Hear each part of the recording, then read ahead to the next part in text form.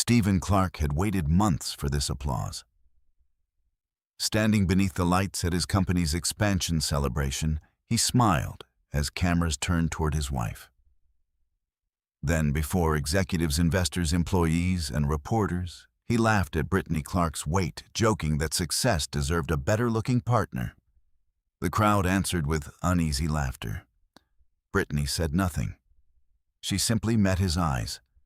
None of them knew that every brick behind Stephen's triumph had been paid for by a private investment fund she alone controlled. Within days, sealed financial records would begin telling a very different story. Before we continue, tell us where you're watching from and what your local time is. If you believe respect should never depend on someone's appearance, consider subscribing so you won't miss the next chapter of stories where truth quietly finds its way to the light. By the time the cameras arrived for Stephen Clark's interviews, almost no one remembered the woman who used to stand beside him at every small victory. They remembered the confident chief executive. They remembered the soaring stock value. They remembered the ambitious expansion that promised hundreds of new jobs across 3 states. They remembered the polished speeches, the tailored suits, and the magazine covers. But they had forgotten Brittany Clark. The narrator had not. Long before she became the quiet woman whose body attracted whispers in crowded rooms, Brittany had been known for something entirely different. She possessed the rare ability to remain calm while everyone around her rushed toward conclusions. She listened longer than she spoke. She observed before she judged. And when she made a decision, it was almost never driven by emotion alone. Those habits would eventually save her. They would also expose everyone who believed silence meant weakness.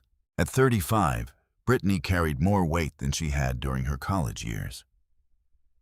The change had come slowly, almost invisibly at first. It began after years of hormone treatments, prescribed for an endocrine disorder that disrupted her metabolism.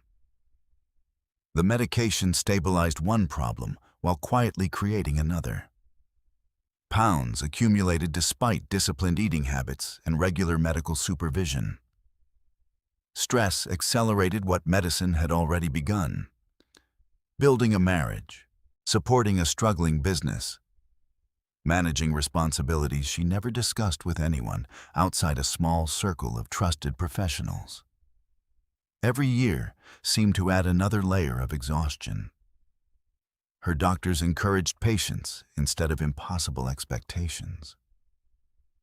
Your health matters more than a number on a scale, one physician had reminded her during an appointment almost 2 years earlier. Brittany accepted that advice. Stephen eventually did not. When they first married, none of it had mattered. He had loved hiking with her on weekends. He had cooked dinner after late work nights. He had laughed whenever she stole fries from his plate, insisting she always claimed not to want any until his food arrived. Those memories still existed. Brittany simply stopped expecting them to return. Success rarely changes character overnight. It magnifies what was already there. Stephen's company had started in a rented office above a neighborhood hardware store outside Chicago. The furniture came from secondhand shops. The computers were outdated. The employees worked impossible hours because they believed the company might someday become something extraordinary. Stephen inspired them. He worked harder than anyone else. He took risks others avoided. He genuinely appreciated every customer who gave the young company a chance. Back then, Brittany admired him without reservation. She celebrated every small contract. She proofread presentations late into the night. She offered thoughtful suggestions whenever Stephen asked for another opinion. She never expected recognition. Watching someone she loved succeed had been enough. Years later, that version of Stephen seemed increasingly difficult to recognize. The company's rapid growth introduced him to larger investors, exclusive networking events, luxury conferences, and influential executives who spoke constantly about image. Image became language. Image became currency. Image became identity. Brittany noticed the shift before Stephen admitted it, even to himself. His wardrobe changed first. Tailored Italian suits replaced practical business attire. Professional stylists appeared before interviews. A public relations team began planning every photograph. Nothing seemed accidental anymore. Even ordinary dinners required careful consideration because someone important might happen to be sitting nearby. Then came the invitations. At first, Stephen still invited Brittany to charity dinners, business galas, and award ceremonies. Eventually, the invitations became conversations. Then conversations became excuses. This meeting will probably be boring. You'd be more comfortable staying home. They're expecting mostly investors. You don't really enjoy these events anyway. The words sounded considerate. The pattern revealed something else. Brittany never argued. She thanked him. She wished him a pleasant evening. Then she opened the notebook resting inside the drawer of her home office. Every page contained dates, times, events, conversations. Nothing emotional, nothing exaggerated, just facts. She had always believed memory could become unreliable after disappointment. Written records could not. March 11th. Stephen attended charity dinner alone. Said spouses were optional. Photographs later published showing every executive accompanied by husband or wife except Stephen. April 6th. Corporate anniversary celebration. Last-minute request for Brittany not to attend because seating arrangements had changed. Photographs showed 2 empty seats throughout the evening. May 19th. Regional Leadership Conference. Stephen introduced Olivia Carter as the executive most responsible for shaping the company's future image. No mention of Brittany despite spouses being acknowledged during closing remarks.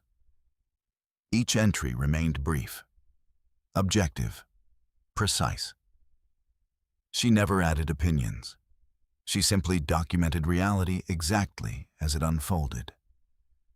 The notebook slowly filled. It would not be the only record she kept.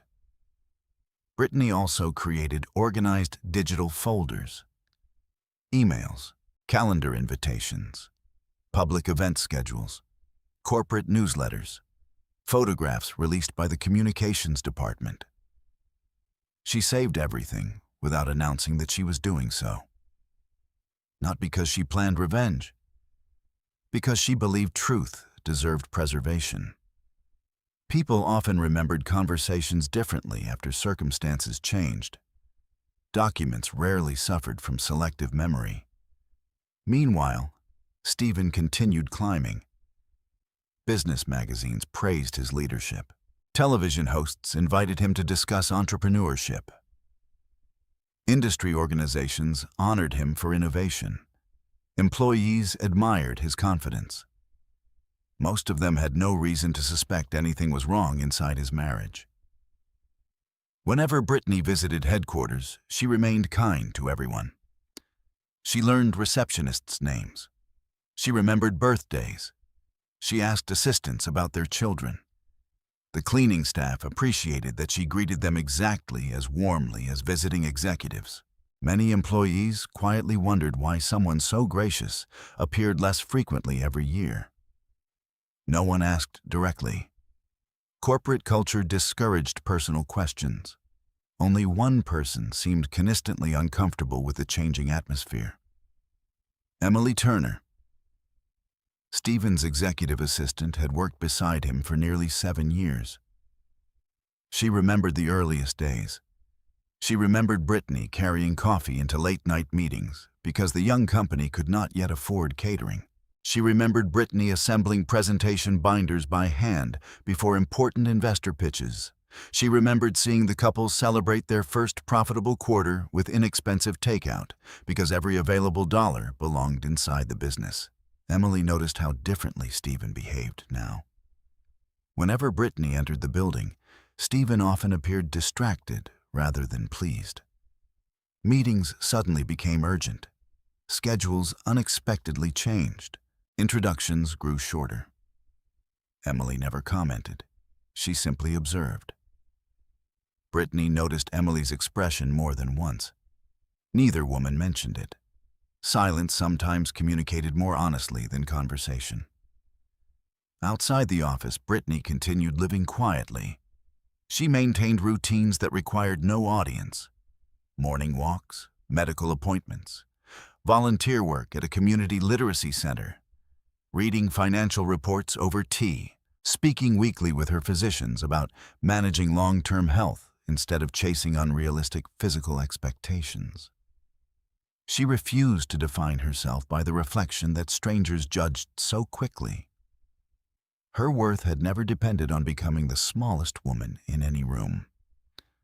Unfortunately, Stephen increasingly measured public success through appearances. He started following image consultants whose advice extended beyond branding into personal relationships.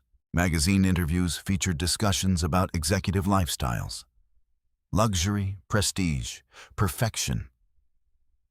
Brittany rarely appeared in those stories. When she did, photographers carefully selected older pictures taken before her weight changed. The decision did not happen accidentally.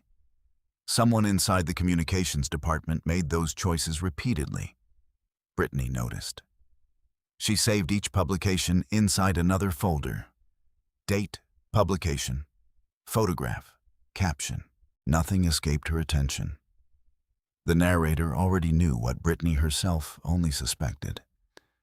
Every email she preserved, every calendar invitation she archived, every published photograph she quietly downloaded, every handwritten note she dated.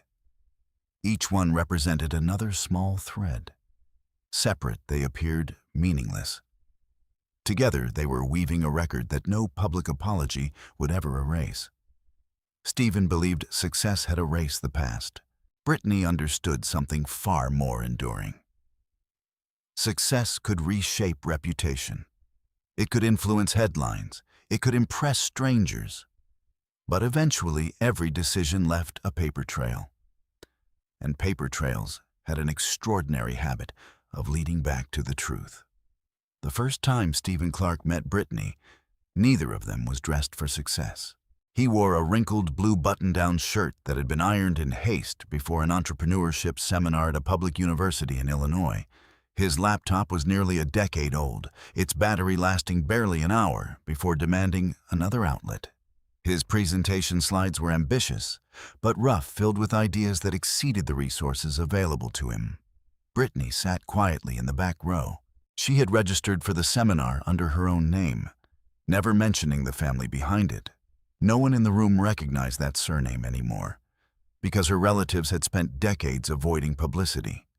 Their investment company had quietly financed hospitals, manufacturing plants, renewable energy projects, and technology startups, without ever attaching the family's name to those ventures. Privacy had always been one of the family's unwritten rules. Influence accomplished more when it arrived without applause. While other attendees applauded Stephen's enthusiasm, Brittany noticed something different. His financial projections contained several dangerous assumptions. His logistics model underestimated transportation costs. His expansion timeline relied upon contracts that had not yet been negotiated. Most people overlooked those details. Brittany never did. After the seminar ended, she approached him with a polite smile. "I liked your vision," she said. "Would you mind if I asked a few questions?" Stephen welcomed the conversation. Instead of criticizing him, Brittany walked through every assumption one by one. She explained why seasonal fuel prices could affect delivery expenses. She suggested negotiating warehouse leases before hiring additional staff. She recommended preserving emergency cash reserves instead of investing every available dollar into immediate expansion. Stephen expected criticism. Instead, he received thoughtful analysis. He listened.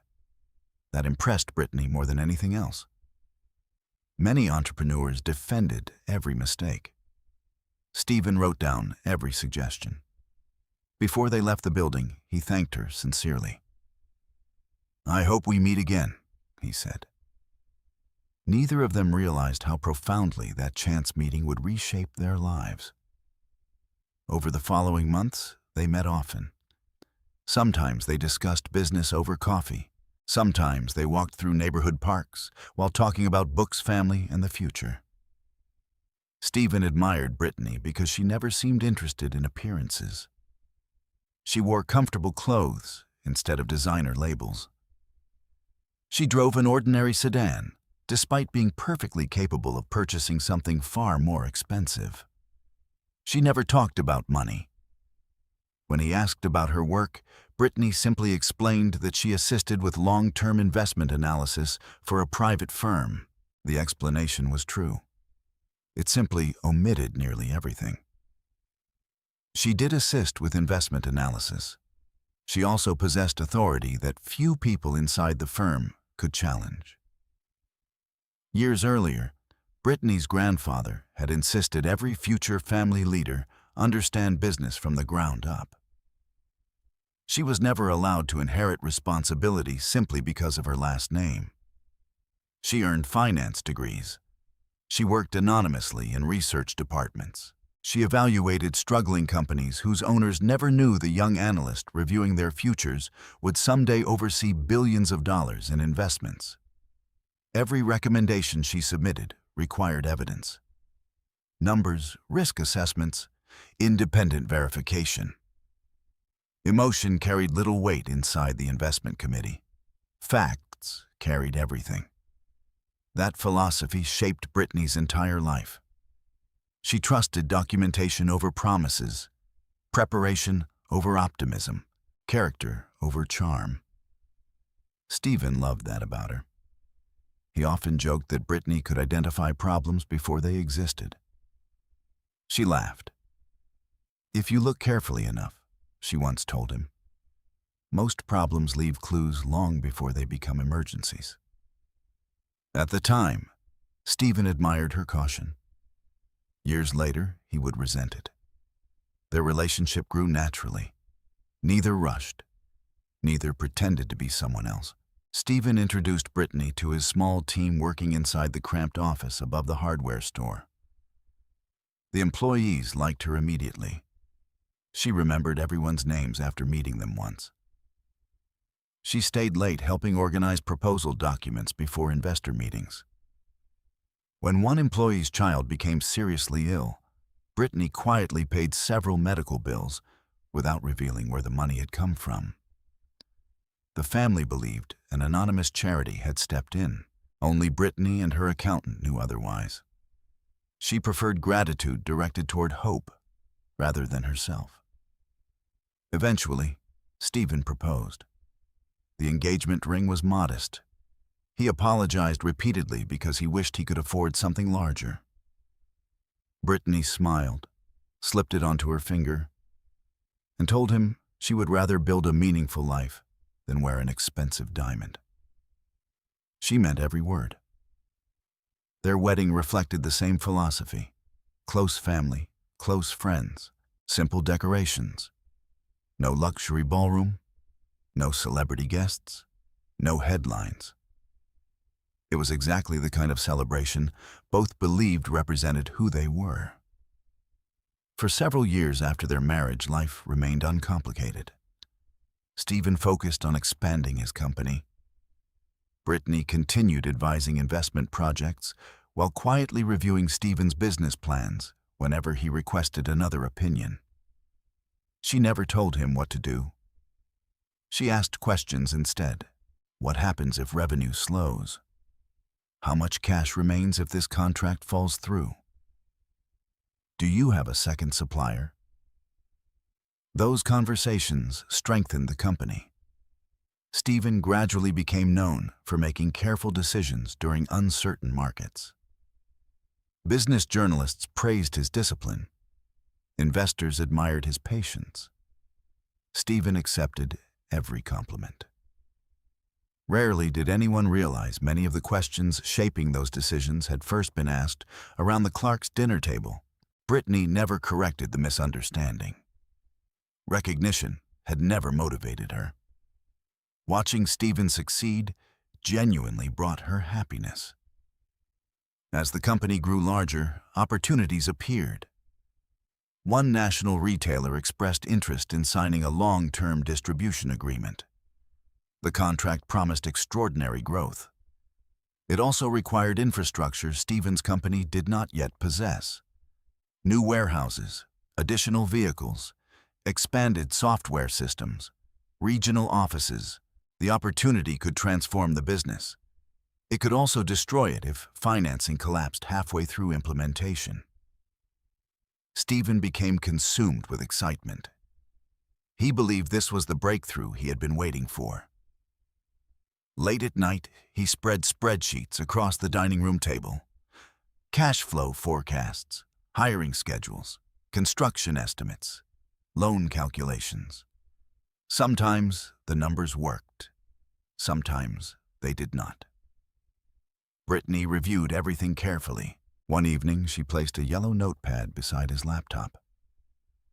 "You've built something worth protecting," she said quietly. "Don't let ambition force you into decisions that leave you vulnerable." Stephen rubbed his tired eyes.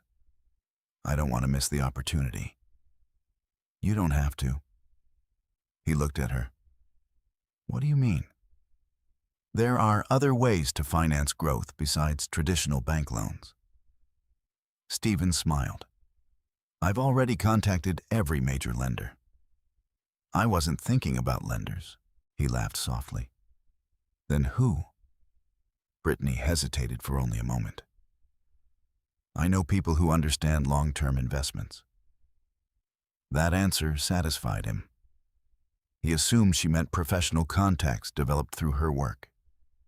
He never asked further questions. He never imagined those people regularly sought Brittany's approval before committing hundreds of millions of dollars to national projects. The narrator already knew what Stephen could not see.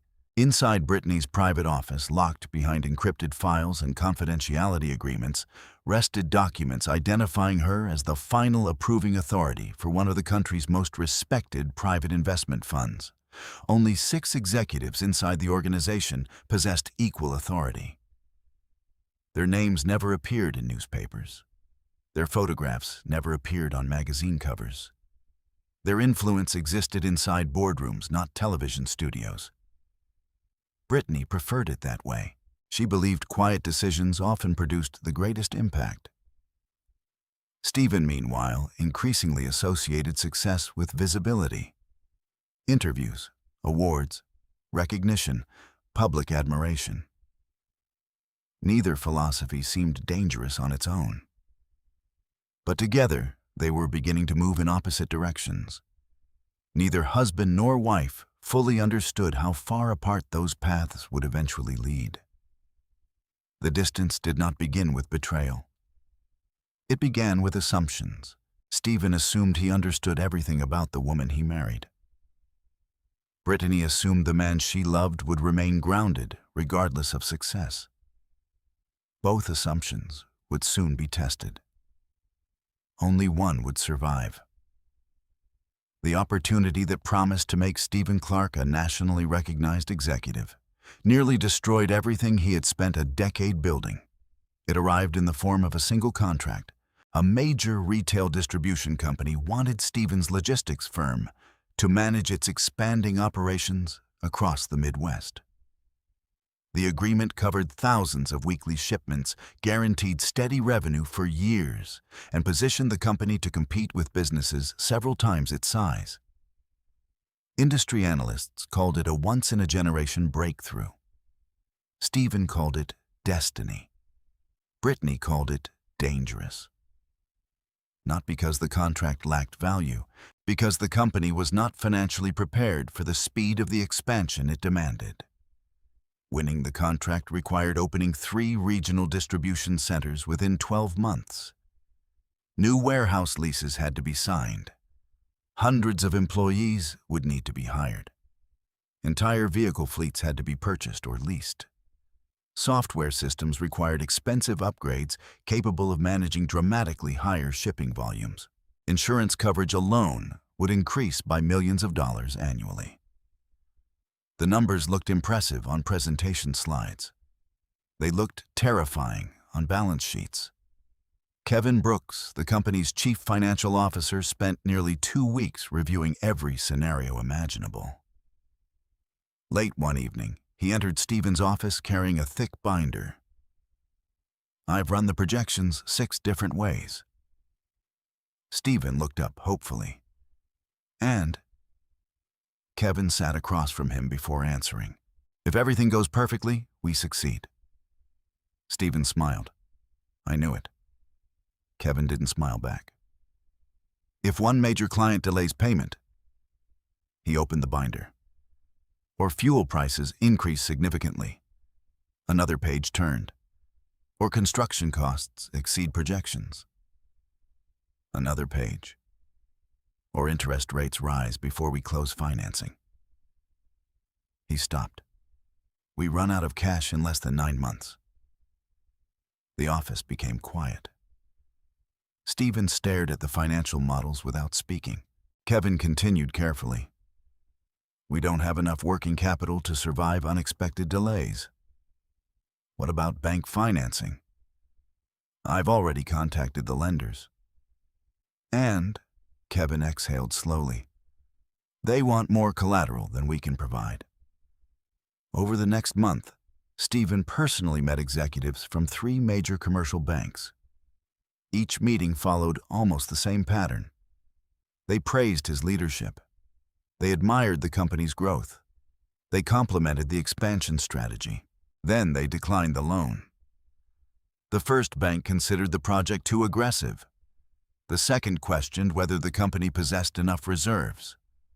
The third simply believed the risk outweighed the potential return. Stephen left every meeting more frustrated than the last. At home, Brittany noticed the change immediately. He stopped sleeping well. He answered emails during dinner. He spent weekends inside his office instead of taking walks with her. The contract that should have represented hope had become a source of constant anxiety. One rainy Tuesday evening, Stephen dropped another folder of rejection letters onto the kitchen table. "They all say the same thing." Brittany poured 2 cups of tea before sitting across from him. "What exactly are they afraid of?" "They think the expansion is too large." She read the letters quietly. None surprised her. Commercial lenders evaluated risk differently than long-term investment funds. Banks focused on protecting deposits. Private investors focused on future value.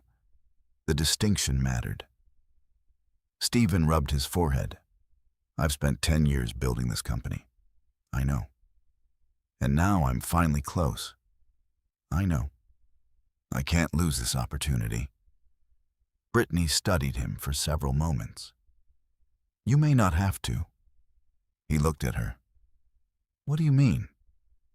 "There are organizations willing to invest when banks hesitate." Stephen gave a tired laugh. "If they exist, I'd love to meet them." Brittany smiled softly. "You might." She never promised anything more.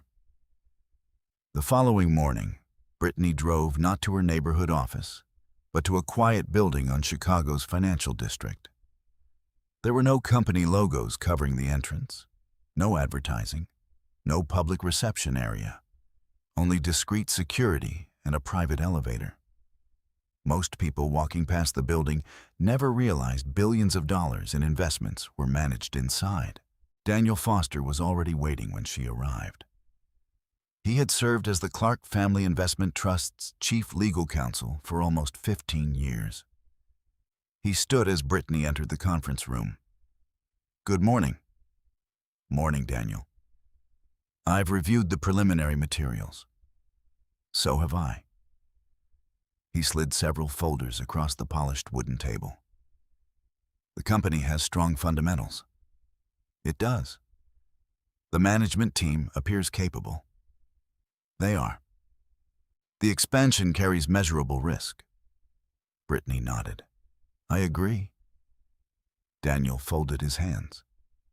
The question isn't whether the company deserves investment. It's whether Stephen can remain objective once success accelerates.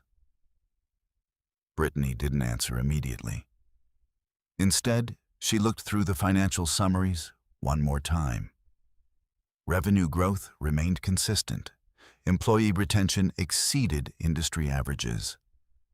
Customer satisfaction continued improving. Everything suggested a company worth supporting, except one variable: leadership under future pressure. Finally, Brittany spoke.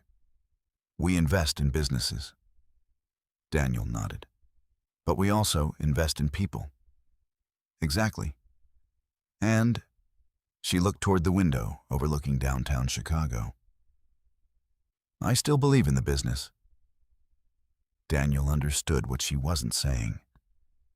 He had watched Brittany mature into one of the fund's most disciplined decision-makers. She never allowed personal relationships to replace careful analysis. If anything, she examined Stephen's company more critically because of their marriage. Every document underwent independent review. Every valuation required outside verification. Every recommendation faced challenge before approval. No one received favorable treatment, not even Brittany's husband. 2 weeks later, the investment committee assembled. 7 members occupied seats around the conference table.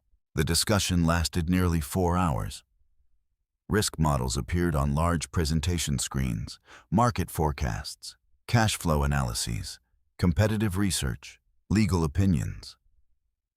Daniel outlined the proposed investment structure.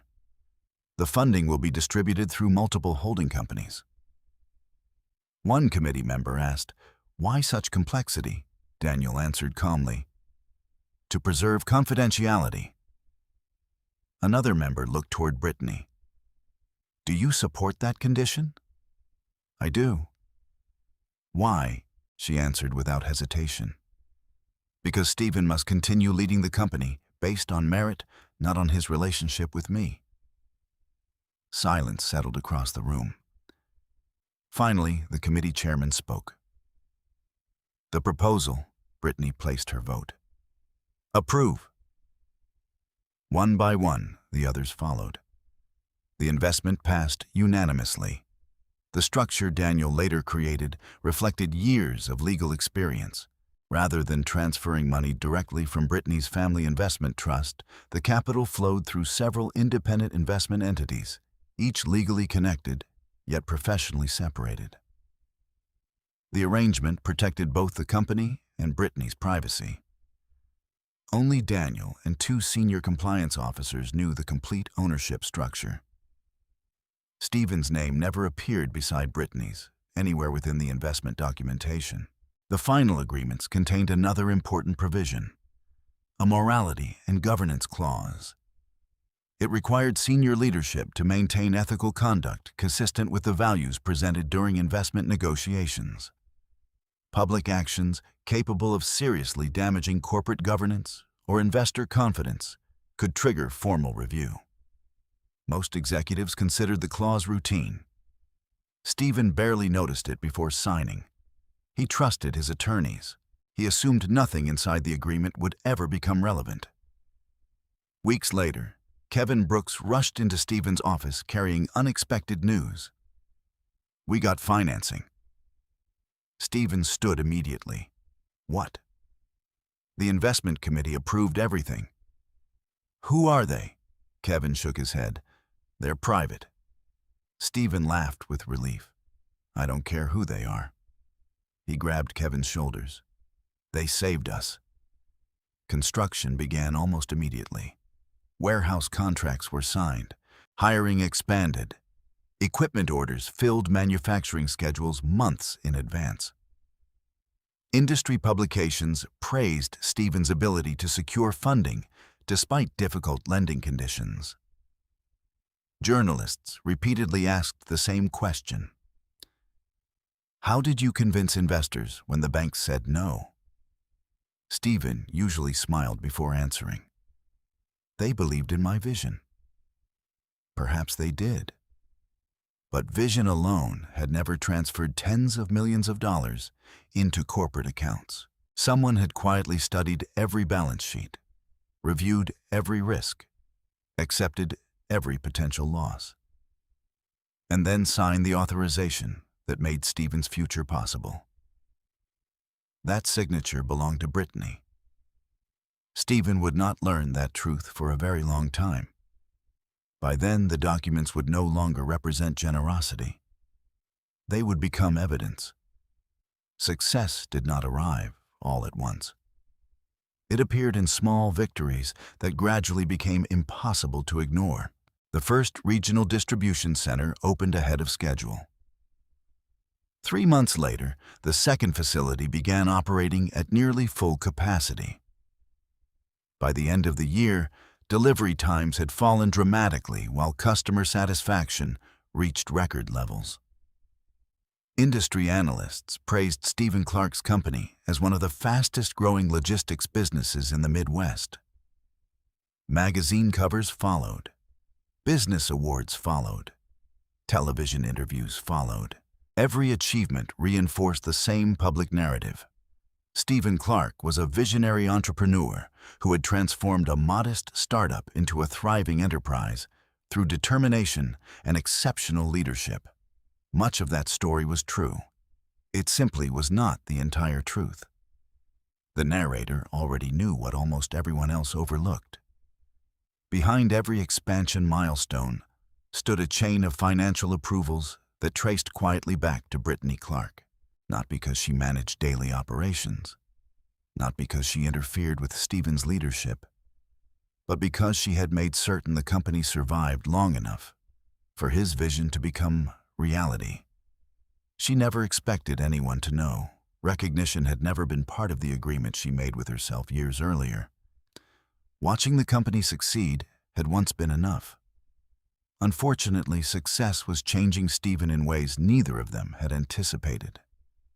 At first, the changes seemed harmless. He upgraded his wardrobe. He purchased a luxury sedan after insisting the company needed a more professional image. He hired media consultants before important interviews. None of those decisions concerned Brittany. She understood that executives often faced different expectations as businesses expanded. But gradually, image stopped being one part of Stephen's work. It became the center of it. Every public appearance required careful planning. Every speech underwent multiple revisions. Every photograph was reviewed before publication. Every conversation with reporters became another opportunity to strengthen his personal brand. Stephen no longer spoke merely about the company. He spoke about the lifestyle of success. Private clubs, executive retreats, exclusive networking events, luxury charity galas. He seemed fascinated by environments that had once made him uncomfortable. One evening, Brittany found him standing in front of the bedroom mirror trying on another tailored suit. "It looks nice," she said sincerely. Stephen adjusted his tie. The consultant thinks darker colors photograph better. I'm sure she's right. He glanced toward Brittany. "You don't think it's too expensive?" She smiled. "If it helps your work, that's what matters." He relaxed. "That's exactly what I was thinking." Months earlier, that conversation would have ended there. Instead, Stephen hesitated before speaking again. "There'll be photographers tonight." "I know. They'll probably take pictures all evening." "I imagine they will." He looked away from the mirror. "It's mostly executives and investors." Brittany waited. "I was thinking." He struggled to finish the sentence. "Maybe you'd be more comfortable staying home." The room became very quiet. Not because the words were cruel, because they were carefully chosen to sound considerate. Brittany recognized the difference immediately. She answered gently, "If that's what you prefer." Stephen nodded with visible relief. "I just don't want you feeling uncomfortable." She smiled. I'll be fine." After he left, Brittany stood alone in the bedroom for several minutes. Then she walked into her home office. She opened the notebook resting inside the same drawer she had used for months. June 18th. Executive Leadership Gala. Stephen suggested I stay home because photographers would be present. Reason given: concern for my comfort. She closed the notebook. No anger, no accusations. Only another fact added to an increasingly detailed record. Weeks passed. The pattern continued. Sometimes Stephen explained that seating was limited. Other times he claimed spouses were not expected. Once he insisted the evening involved only internal meetings. The following morning, Brittany opened an online business magazine. The accompanying photographs showed nearly every senior executive attending with a spouse or partner. Stephen stood alone. She downloaded the article, saved the photographs, recorded the publication date. Another folder quietly expanded on her computer. It contained no emotional labels, only categories: public events, corporate communications, media coverage, executive schedules. She believed organization mattered, especially when memories eventually became contested. Inside the office, another influence was becoming impossible to ignore. Olivia Carter. Originally hired to modernize the company's communications strategy, Olivia quickly proved exceptionally talented. She understood media cycles. She anticipated public reactions. She transformed Stephen into a recognizable business personality. Investors appreciated her work. Journalists praised the company's polished image. Stephen increasingly relied upon her advice.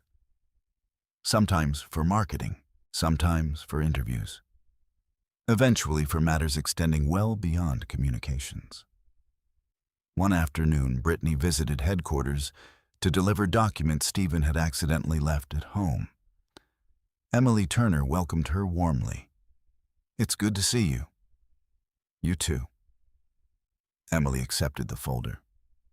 "He's in the conference room. I'll leave these with you." As Brittany turned toward the elevator, voices drifted through the partially open conference room door. She had no intention of listening. Then she heard her own name. Olivia was speaking. "The company has evolved." Another executive answered quietly. "I know. Our public image has evolved too." Someone asked, "What's your point?" Olivia responded without hesitation. "People associate successful brands with aspiration." A brief silence followed. Then she continued, "We have to consider every visual message we send." No one mentioned Brittany again. She kept walking. She neither confronted Olivia nor asked Emily what had been discussed. She simply rode the elevator down to the lobby. Outside, she sat inside her car for several minutes before opening the notebook once more. July 9th. Overheard partial conversation regarding company image. Olivia referred to visual messaging after my name was mentioned. Conversation incomplete. No assumptions recorded. Only facts. That distinction mattered deeply to Brittany. She refused to write conclusions unsupported by evidence. Facts first, interpretation later. At home that evening, Stephen appeared unusually cheerful. "The interview went well. I'm glad. The network wants another segment next month. Congratulations. They're sending a photographer to the office next week. That's exciting." He smiled proudly. "They said people respond well to strong leadership stories." Brittany nodded. "I believe they do." He never mentioned Olivia's comments. He never asked Brittany whether she wanted to participate. Several days later, the article appeared online. Stephen occupied nearly every photograph. Employees appeared throughout the feature. Conference rooms, warehouse floors, executive meetings. One caption described the company's family-oriented culture. Not a single image included Brittany. She downloaded the article, filed it carefully. Date, publication, screenshot, caption. Nothing more, nothing less. Elsewhere inside headquarters, Emily Turner noticed something unusual while organizing Stephen's calendar. Several event invitations listed CEO only beside Stephen's name. Yet the original invitations from organizers specifically welcomed spouses. Emily frowned. She compared versions. Someone had edited the internal calendar after receiving the invitations. She printed both copies, not because she intended to expose anyone, because administrative professionals often kept records whenever schedules changed unexpectedly. Good assistants documented everything. The habit would later become important. Meanwhile, Kevin Brooks focused entirely on financial performance. Revenue exceeded expectations. The expansion remained on budget. Quarterly reports impressed both analysts and investors. Every time Kevin reviewed the capital structure, however, one question quietly lingered. Who exactly had approved such favorable financing terms? The private investment group never requested publicity, never interfered with management, never demanded additional board seats. Their representatives communicated professionally but sparingly. For investors providing that much capital, their silence felt unusual. Kevin mentioned it once to Stephen. "I've never seen financiers this hands-off." Stephen laughed. "They're smart enough to stay out of the way." Kevin smiled politely. Maybe. Or maybe they trusted someone inside the company far more than Stephen realized. He dismissed the thought almost immediately. Speculation solved nothing. Documents mattered. Performance mattered. Results mattered. The narrator watched every quiet decision accumulate like pages inside a file cabinet. Brittany's notebook, archived emails, corporate newsletters, photographs, calendar revisions, meeting invitations. None of them appeared dramatic. None of them alone could change anyone's future. But truth rarely arrived through a single revelation. It arrived through patterns. Patterns became timelines. Timelines became evidence. And evidence, once assembled carefully enough, possessed remarkable patience. It could wait months, sometimes years, until the exact moment someone insisted the past had happened differently. When that day finally came, Brittany would not need to argue. She would only need to open the right folder. By the second year of the expansion, Olivia Carter had become one of the most recognizable faces inside Stephen Clark's company. Employees admired her confidence. Investors appreciated her professionalism. Reporters praised the polished way she handled interviews and public appearances. No one questioned why she seemed to accompany Stephen everywhere. After all, she was the director of communications. Public visibility was part of her job. Only a handful of people noticed that her responsibilities had quietly expanded far beyond media strategy. She now reviewed Stephen's travel schedule, approved guest lists, suggested seating arrangements for corporate dinners, recommended who should appear in promotional photographs, even selected which employees would stand behind Stephen during televised announcements. Every decision appeared reasonable when viewed alone. Together they formed something else, a carefully constructed public image. And Brittany Clark no longer fit inside it. The narrator already understood what Stephen had yet to admit even to himself. He had stopped seeing his marriage as separate from his reputation. In his mind, the two had become inseparable. Olivia simply gave that belief a professional vocabulary. One Monday morning, Stephen and Olivia sat inside the executive conference room reviewing plans for the company's upcoming leadership summit. The event would bring together board members, regional managers, investors, and several national business publications. Olivia clicked through a presentation displayed on the large screen. Our messaging needs consistency. Stephen nodded. Agreed. The expansion isn't just about logistics anymore. What is it about? She smiled confidently. It's about aspiration. Stephen leaned back in his chair. Explain. Olivia advanced another slide. The public buys stories before they buy products. Another slide appeared. They want leaders who represent success. Another. They notice details. Stephen studied the images.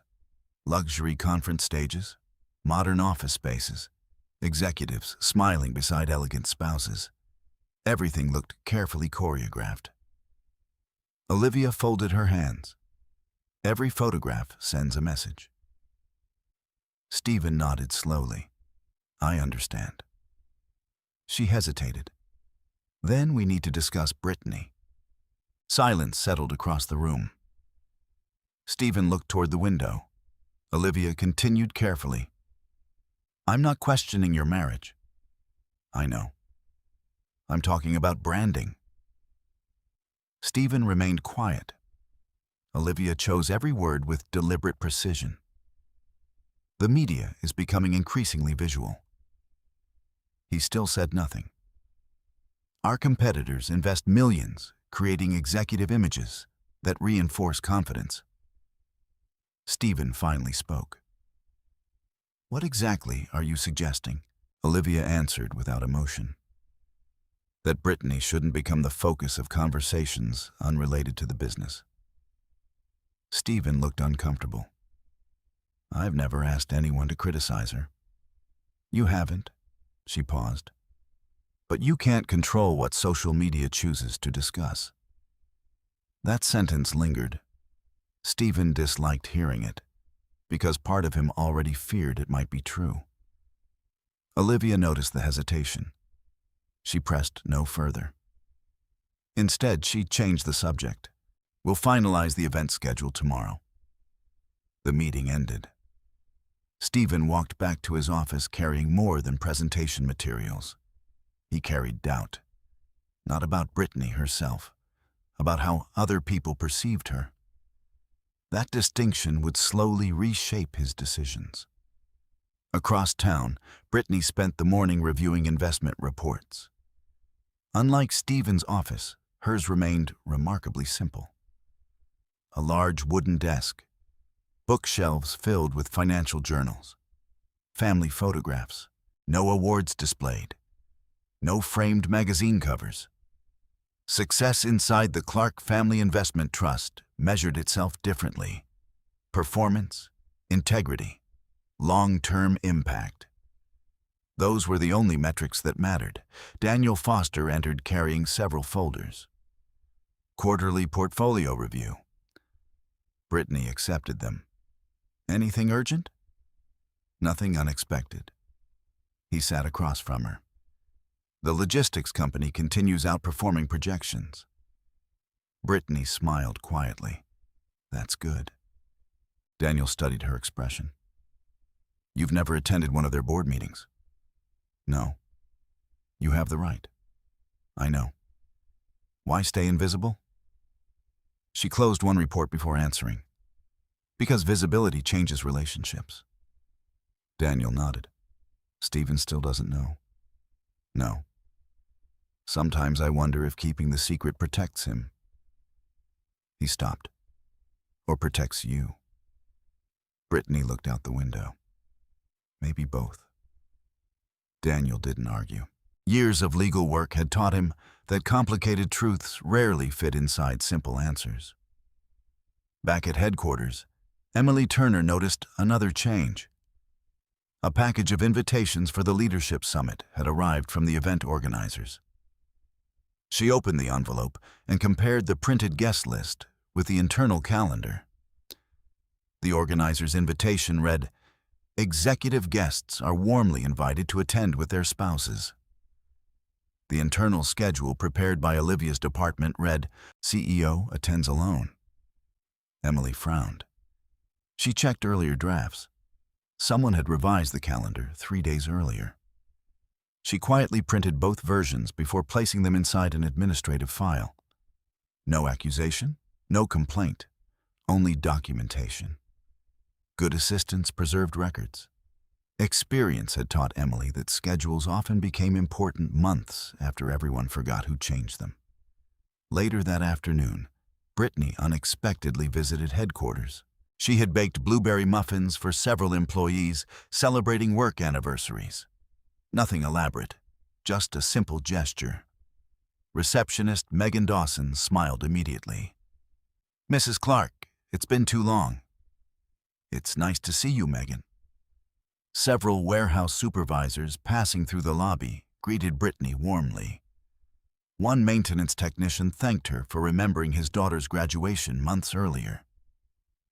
Brittany spoke with everyone exactly the same way, patiently, respectfully, without pretending to be anyone important. As she prepared to leave, Olivia stepped out of the elevator. She smiled politely. "Brittany." "Olivia. I didn't realize you were here. I was dropping off a few things." Olivia glanced toward the bakery box. "That was thoughtful. I remembered today was their anniversary luncheon." Another polite silence followed. "Final, suddenly, Olivia spoke. We're preparing for next month's leadership summit." "I heard. It'll be a demanding schedule." "I'm sure it will." Olivia maintained her pleasant smile. "There will be extensive media coverage." Brittany simply nodded. "I hope everything goes well." She turned toward the exit. Neither woman raised her voice. Neither behaved rudely. Anyone watching would have described the conversation as perfectly civil. Only the narrator recognized the quiet distance separating them. Olivia viewed image as strategy. Brittany viewed character as identity.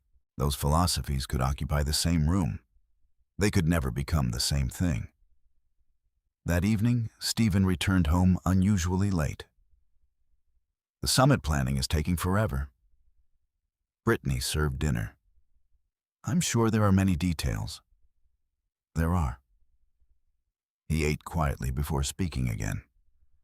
"The communications team thinks this event could attract national attention." "Congratulations." "They're inviting reporters from New York." "That's impressive." Stephen hesitated. "There'll probably be cameras everywhere." Brittany looked at him calmly. "I understand," he continued. "The schedule's going to be hectic." She waited. "I don't think you'll enjoy it." There it was again. Not an order, not an argument. An invitation disguised as concern. Brittany smiled gently. "If that's what you think." Stephen seemed relieved. "I just don't want you uncomfortable." She nodded. "I appreciate your concern." The conversation ended. Stephen believed he had handled it kindly. Brittany quietly washed the dishes after dinner. Later, she entered her office. She opened both her notebook and her laptop. August 14th. Leadership Summit. Stephen suggested I remain home due to extensive media presence. Language consistent with previous conversations. She scanned a digital copy of the official organizer's invitation Emily had anonymously forwarded that afternoon. Spouses welcomed. She saved it inside another folder. Event invitations. Original version. Internal revision. Date verified. No commentary. Only evidence. Meanwhile, Emily sat alone inside headquarters organizing archived emails before shutting down her computer. One message caught her attention. An internal communications thread discussing seating arrangements. Olivia had written, "Let's ensure Stephen's table presents the strongest executive image possible." Several replies followed. One junior employee had asked, "Should Mrs. Clark be included?" Olivia responded only minutes later. We'll discuss privately. Emily read the exchange twice. She did not know what private discussion followed. She could not assume anything, but she printed the email anyway. Administrative habit. Nothing more, nothing less. Across the city, Rachel Bennett's independent auditing firm received routine quarterly financial statements from Stephen's company. For now, the review appeared entirely procedural. Numbers balanced, reports matched. Nothing required further attention. Yet, Rachel had spent 25 years auditing corporations. She understood something many executives forgot. Major legal cases rarely began with dramatic discoveries. They began with ordinary paperwork that someone had cared enough to preserve. The narrator quietly watched folders continue filling. Emails, calendar revisions, invitation drafts, administrative records, meeting notes. None of them accused anyone. None declared guilt. They simply waited. Because truth never hurried. It allowed people every opportunity to reveal who they really were. And Stephen, without realizing it, had only begun doing exactly that.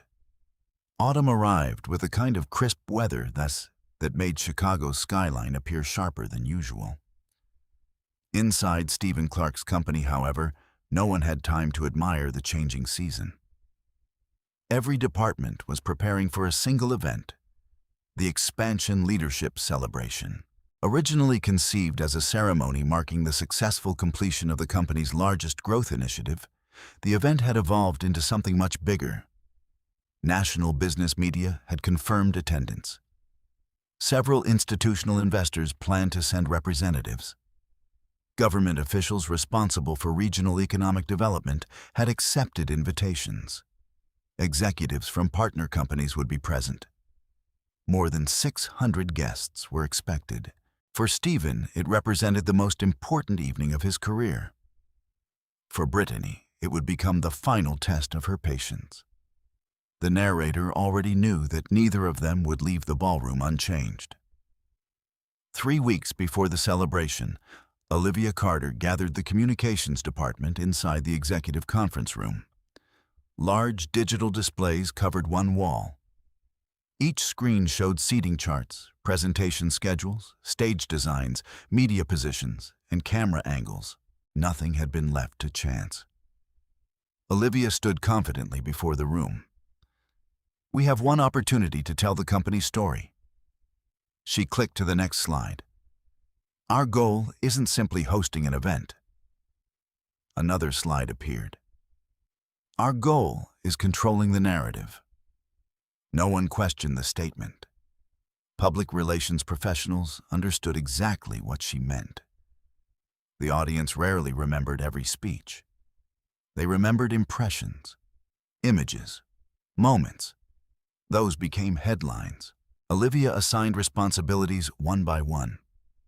Lighting, photography, executive interviews, media escorts, social media coverage, employee recognition. Every detail received careful attention. When the meeting ended, she asked Stephen to remain. After the others left, she closed the conference room door. The seating chart still needs one decision. Stephen glanced toward the screen. What decision?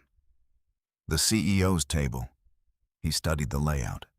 Board members, government officials, major investors, national reporters. Everything appeared logical. "What about it?" Olivia answered carefully. "The cameras will remain focused there throughout the evening." "I know." She hesitated just long enough to suggest reluctance. "I think Brittany should avoid sitting there." Stephen looked uncomfortable. "She's my wife." "I understand." Olivia kept her voice calm. "But from a communications standpoint." She stopped. Stephen completed the sentence himself. It changes the visual presentation." Olivia never said yes. She didn't have to. Silence accomplished more than agreement. Stephen walked slowly toward the window overlooking the city. I don't want to hurt her. I know. I just... He struggled. I don't want unnecessary distractions. Olivia nodded sympathetically. We can seat Brittany with executive spouses. Stephen frowned. Would that look strange? Not at all. She clicked another slide. There are several appropriate tables. Stephen stared at the screen. Finally, he nodded once. Do whatever you think works best. The decision lasted less than 10 seconds. Its consequences would last much longer. Meanwhile, Brittany's days continued according to routines untouched by corporate ceremonies. She visited the Community Literacy Center twice each week. She attended follow-up appointments with her endocrinologist. She reviewed investment proposals inside the quiet offices of the Clark Family Investment Trust. Her life moved at a slower pace than Stephen's. She preferred it that way. One afternoon, Daniel Foster entered her office carrying a sealed envelope. The formal invitation arrived. Brittany accepted it. The heavy, cream-colored envelope displayed the company logo, embossed in silver. Inside rested a beautifully printed invitation. Stephen Clark, Chief Executive Officer, requests the pleasure of your company. She smiled faintly. I'm officially invited. Daniel watched her expression. Will you attend? I haven't decided. He sat across from her. You know the board will be there. I do. So will representatives from the investment fund. I know. Daniel leaned forward. Stephen still has no idea who they're representing. No. Do you intend to tell him before the event? Brittany slowly shook her head. Our agreement remains unchanged. Daniel sighed quietly. The truth can't remain hidden forever. It isn't supposed to. She folded the invitation carefully before placing it back inside the envelope. I simply want it revealed in the right place. And the right time. Exactly. Daniel understood. Legal truth possessed far greater strength when supported by procedure rather than emotion. That principle had guided Brittany's decisions for years. Across town, Emily Turner was reviewing finalized guest assignments. As executive assistant, she coordinated seating confirmations with the event planners. Something immediately caught her attention. The original reservation listed Mr. and Mrs. Stephen Clark Head Table. The revised version read, Stephen Clark Head Table, Brittany Clark Table 12. Emily blinked. Table 12 stood near the rear of the ballroom. Respectable, but noticeably removed from the executive section. She opened the previous planning documents. Someone had changed the assignment only 2 days earlier. The digital revision history identified the account responsible. Olivia Carter. Emily quietly printed both versions. Again, not because she intended to accuse anyone, because administrative records mattered, especially when changes affected official event planning. She placed both copies inside a confidential file labeled simply Leadership Celebration. Nothing more. Late that evening, Stephen returned home carrying several presentation folders. He looked exhausted. Busy day? Brittany asked. The busiest this year. He loosened his tie before sitting beside her. The celebration's almost ready. I'm sure it'll be impressive. He smiled. I hope so. She poured coffee for both of them. For several minutes, they sat together in comfortable silence. Finally, Stephen spoke. The seating arrangements changed. Brittany looked at him. Oh, the organizers had to make adjustments. I see. They're placing government officials and investors at the head table. She nodded. That makes sense. Stephen looked relieved she hadn't questioned him. You'll be seated with some executive spouses. I'm sure they'll be pleasant company. He smiled awkwardly. I didn't want you surprised. Thank you for telling me. Nothing about her response suggested disappointment. Nothing suggested suspicion. Stephen convinced himself everything remained fine. After he went upstairs, Brittany carried her coffee into the home office. She opened her laptop. Waiting in her inbox sat a brief message forwarded anonymously from an internal company account. No subject line. Only 2 attachments: original seating plan. Final seating plan. No explanation, no signature. She compared both documents. Every revision appeared clearly time-stamped. Original placement. Head table. Revised placement. Table 12. She saved both files inside another encrypted folder. Event documentation. Leadership celebration. Version history. Then she opened her notebook. September 28th. Official seating assignment changed after initial planning. Original documents indicate different placement. No assumptions recorded. Only documented revisions. She closed the notebook. Outside rain tapped softly against the windows. Her expression never changed. Elsewhere, preparations accelerated. Nathan Hayes, senior financial correspondent for the Chicago Business Journal, received confirmation that he would conduct an exclusive interview with Stephen immediately after the celebration. Nathan had covered corporate leadership for almost 15 years. He appreciated polished executives, but he trusted unscripted moments more than prepared speeches. Sometimes a person's true character emerged only after the applause began. He hoped the evening would provide an interesting story. He had no idea how accurate that instinct would prove. 1 week before the celebration, Michael Reed convened the board for a routine planning session. Linda Morrison attended remotely. Kevin Brooks presented updated financial results. Revenue exceeded expectations once again. Cash reserves remained healthy. Expansion milestones continued arriving ahead of schedule. Everything appeared remarkably successful. As the meeting concluded, Michael glanced toward Kevin. "Have we received confirmation from the investment representatives?" "Yes." "They'll attend." "Names?" Kevin shook his head. "They're still requesting confidentiality." Michael raised an eyebrow. "Interesting." "They've maintained that policy since the original investment." Michael nodded thoughtfully. Successful investors usually enjoy publicity. Kevin smiled. Apparently, these don't. Neither man realized the lead representative would already be sitting inside the ballroom. She simply wouldn't be introduced as one. The narrator watched every path slowly converge. Stephen believed the celebration marked the peak of his career. Olivia believed it would perfect his public image. Nathan expected another polished corporate success story. Michael anticipated a routine evening honoring remarkable growth. Daniel carried legal documents no one expected to need.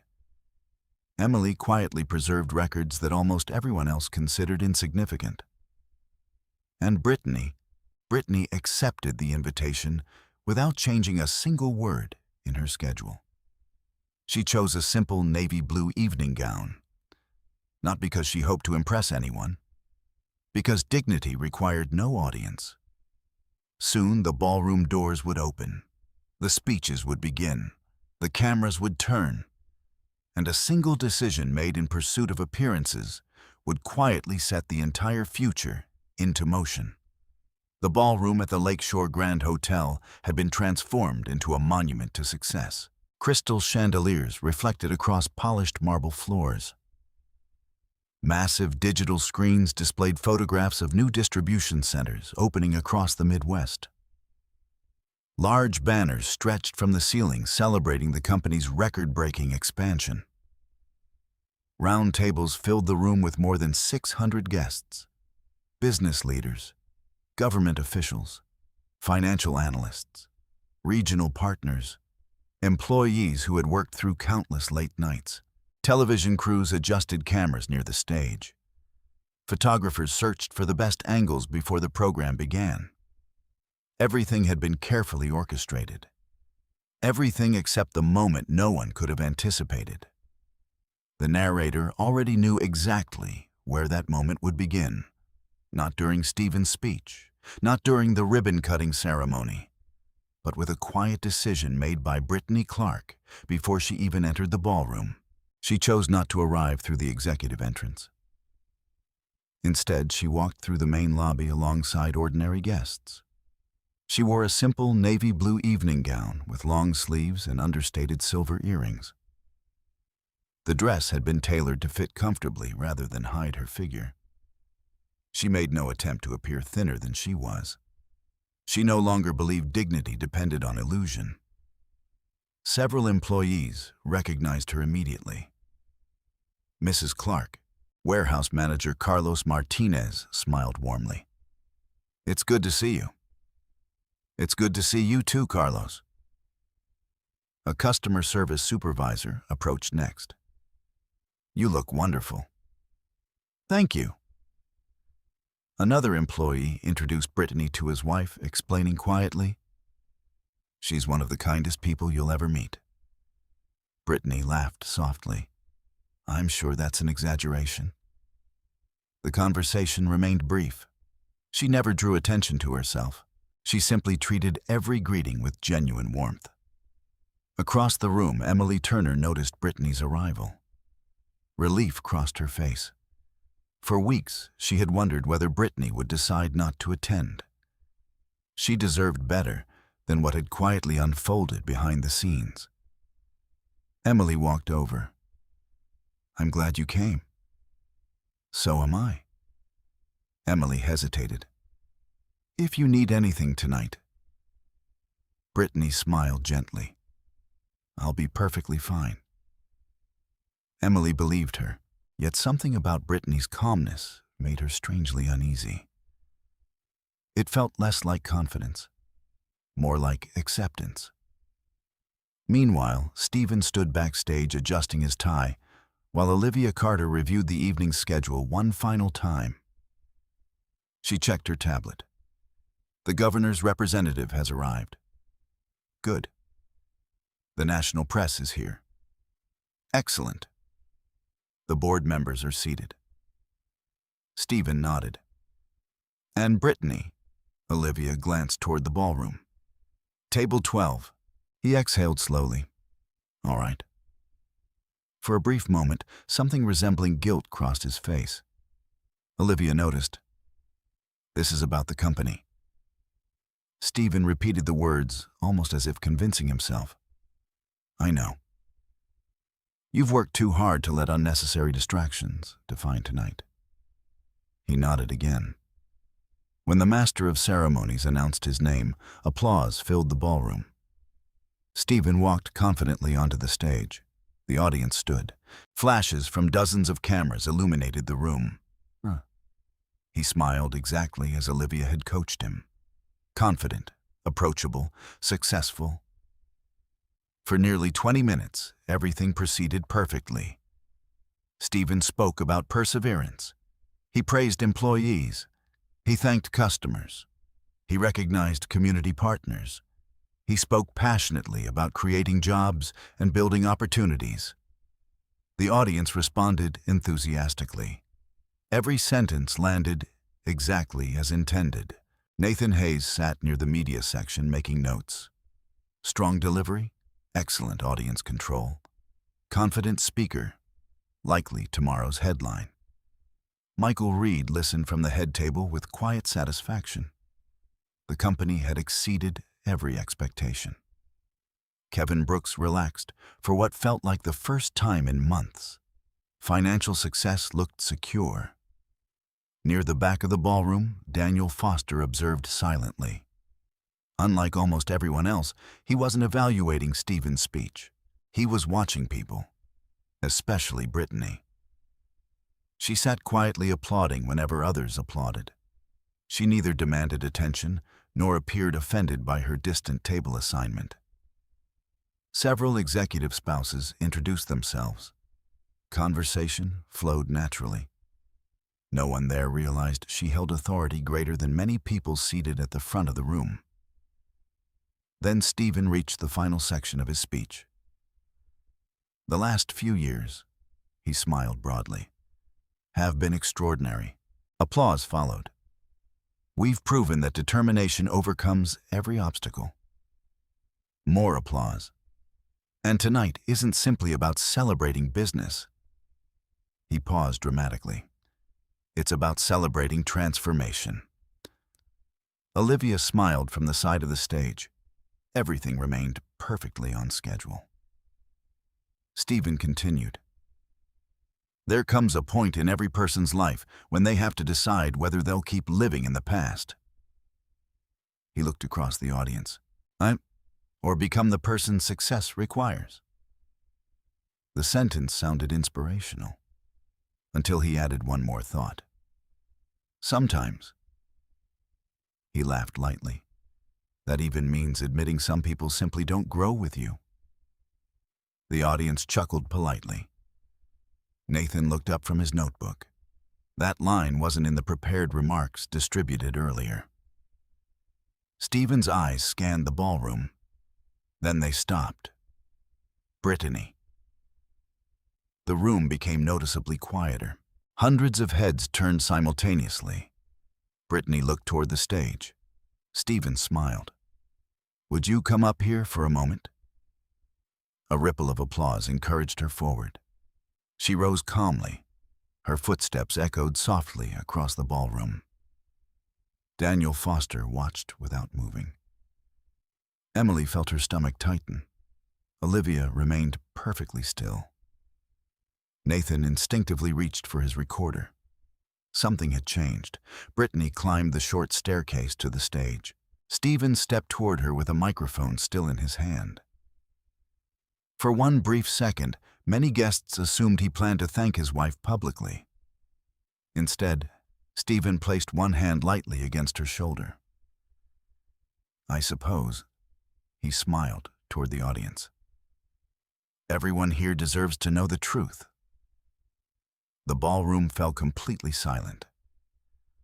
When Brittany and I first got married, he chuckled. She used to tell me we'd grow together.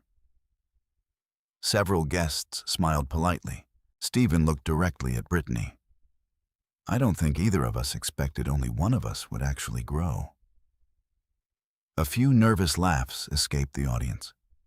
Others remained silent. Stephen continued before anyone could react. People keep asking what success changes. He shrugged theatrically. Apparently, waistlines. Louder laughter erupted from scattered tables. Someone near the media section laughed much harder than everyone else. Stephen seemed encouraged. He pointed playfully toward Brittany. I've spent millions expanding this company. Another laugh. I wish I could have invested some of that into a gym membership. This time, the laughter became uneven. Some guests laughed. Others lowered their eyes. Several executives shifted uncomfortably. Nathan stopped writing. Instead, he simply stared. That wasn't business humor. That was public humiliation. Stephen kept smiling. I guess every successful CEO deserves a trophy wife. He looked at Brittany. I ended up with a participation trophy. Silence. Complete silence. Even those who had laughed seconds earlier now seemed uncertain. The joke had traveled somewhere no decent audience wanted to follow. Stephen expected Brittany to argue, perhaps cry, perhaps leave the stage dramatically. Instead, she looked at him, not with anger, not with embarrassment, simply with quiet sadness. The expression unsettled him more than outrage ever could have. She reached into the small evening purse hanging from her shoulder. For one impossible second, Stephen wondered whether she intended to return the wedding ring. She didn't. She removed a folded white handkerchief, calmly dabbed a tiny drop of water that had splashed onto her sleeve while walking across the stage. folded it neatly again, then looked back at Stephen. "I hope your guests enjoy the rest of the evening." Her voice remained steady, soft enough that only the nearest microphones captured every word. She neither defended herself, nor attacked him, nor explained anything. She simply inclined her head politely toward the audience. "Congratulations on your celebration." Then she turned and walked away. The ballroom watched in complete silence. No dramatic exit, no tears, no accusations, only measured footsteps disappearing into the crowd. Nathan Hayes lowered his pen. He had interviewed executives across the country. He had witnessed hostile shareholder meetings and public resignations. He had never seen someone respond to humiliation with such remarkable restraint. Daniel Foster quietly closed the leather portfolio resting beside his chair. Its contents remained untouched. For now. Michael Reed's expression hardened. Linda Morrison exchanged a troubled glance with another board member. Kevin Brooks stared at Stephen in disbelief. Emily felt tears forming, despite desperately trying to remain professional. Olivia looked toward the audience. She immediately understood something Stephen did not. The room was no longer admiring him. It was judging him. And somewhere above the ballroom, hidden behind discreet cameras recording the evening, for future promotional material, every word Stephen had just spoken had been permanently preserved. Not as gossip, not as rumor, but as video evidence. The applause never truly returned. Although the master of ceremonies tried to restore the evening's energy with polished professionalism, the ballroom had changed in a way that no prepared schedule could repair. Music played. Dinner was served. Awards were presented. Executives continued shaking hands. Photographers kept taking pictures. From a distance, the celebration appeared perfectly successful. Up close, conversations had become noticeably quieter. People no longer discussed the company's remarkable expansion. They discussed Stephen Clark. The narrator already knew the most damaging consequences would not come from gossip. They would come from procedure. Public humiliation might stain a reputation. Documented evidence could alter legal relationships. Brittany walked calmly through the hotel lobby without looking back. Outside, the cool evening air greeted her with unexpected silence. She stood beneath the entrance canopy for several moments before calling a car. No tears, no dramatic collapse, no trembling hands, only slow, measured breathing. When the driver arrived, he stepped out to open the rear door. "Good evening, ma'am." "Thank you," he asked politely. "Home," Brittany nodded. "Yes." The ride across the city passed almost entirely in silence. Streetlights reflected against the window beside her. Chicago looked unchanged. Traffic continued moving. Restaurants remained crowded. People laughed as they walked along sidewalks. The world rarely stopped because one person's heart had quietly broken. At home, Brittany removed her earrings, placed her evening purse on the hallway table, and changed into comfortable clothes. She brewed chamomile tea. Only then did she enter her home office. The familiar room immediately settled her thoughts. Her notebook rested exactly where she had left it. So did the encrypted external drive containing months of carefully organized records. She opened the notebook. October 18th. Expansion Leadership Celebration. Public remarks made by Stephen before approximately 600 attendees. Comments directed toward my physical appearance. Event professionally recorded by company media team and independent press. No emotional language, no personal interpretation, only facts.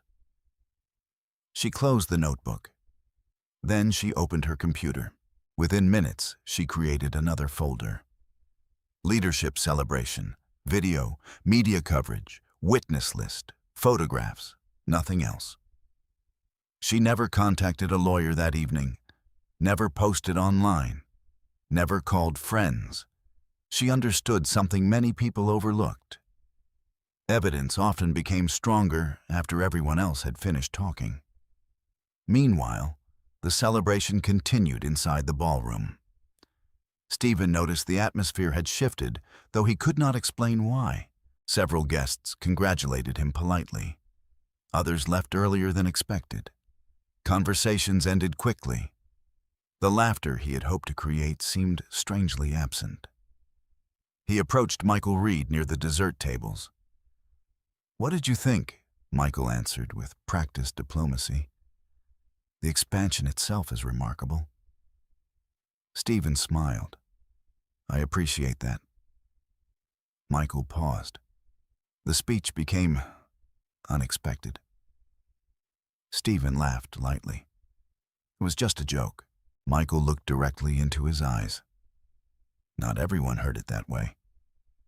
Before Stephen could answer, Michael excused himself to greet another guest.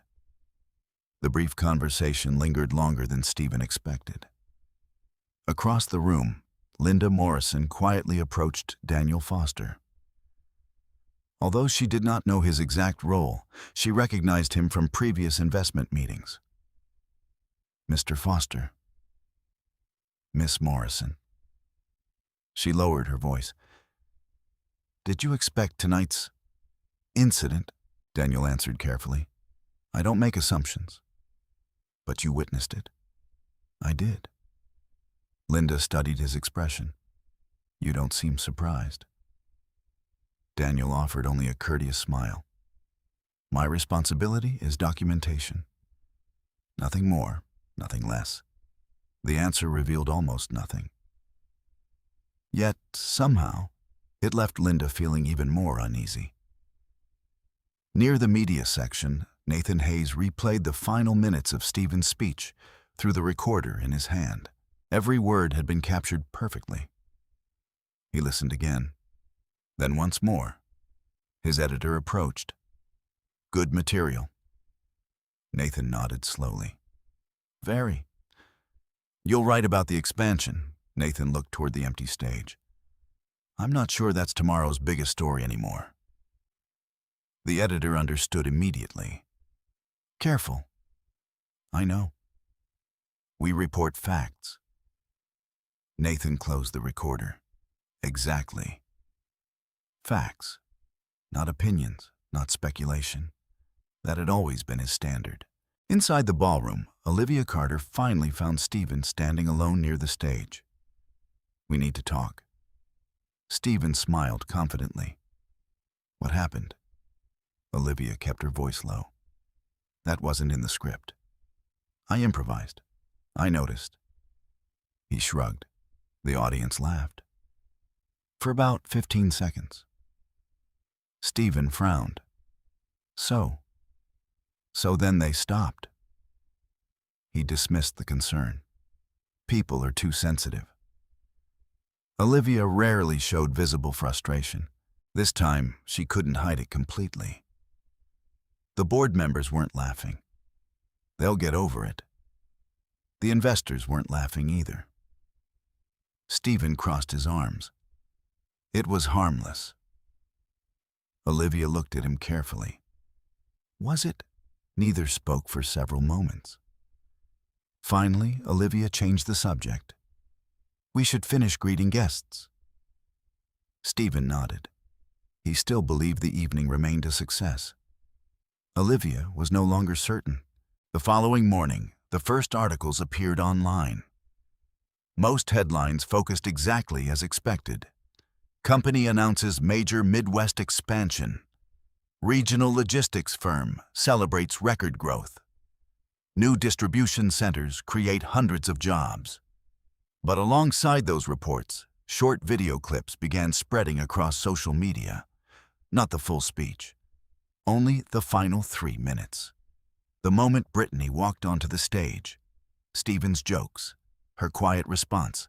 The clip required no explanation. Millions of viewers understood immediately. Comments appeared by the thousands. Some defended Stephen as merely joking. Many more questioned why a successful executive would publicly ridicule his own wife. Others praised Brittany's remarkable composure. Nathan Hayes refused to publish an opinion piece. Instead, his article described only verified events: the celebration, the expansion, the public remarks. Brittany's exact response: no adjectives, no conclusions. Readers could judge for themselves. By midday, the communications department faced hundreds of media inquiries. Junior staff members looked increasingly overwhelmed. One employee asked Olivia, "Should we issue a statement?" "Not yet." Another asked, "Are we responding to the video?" Olivia thought carefully.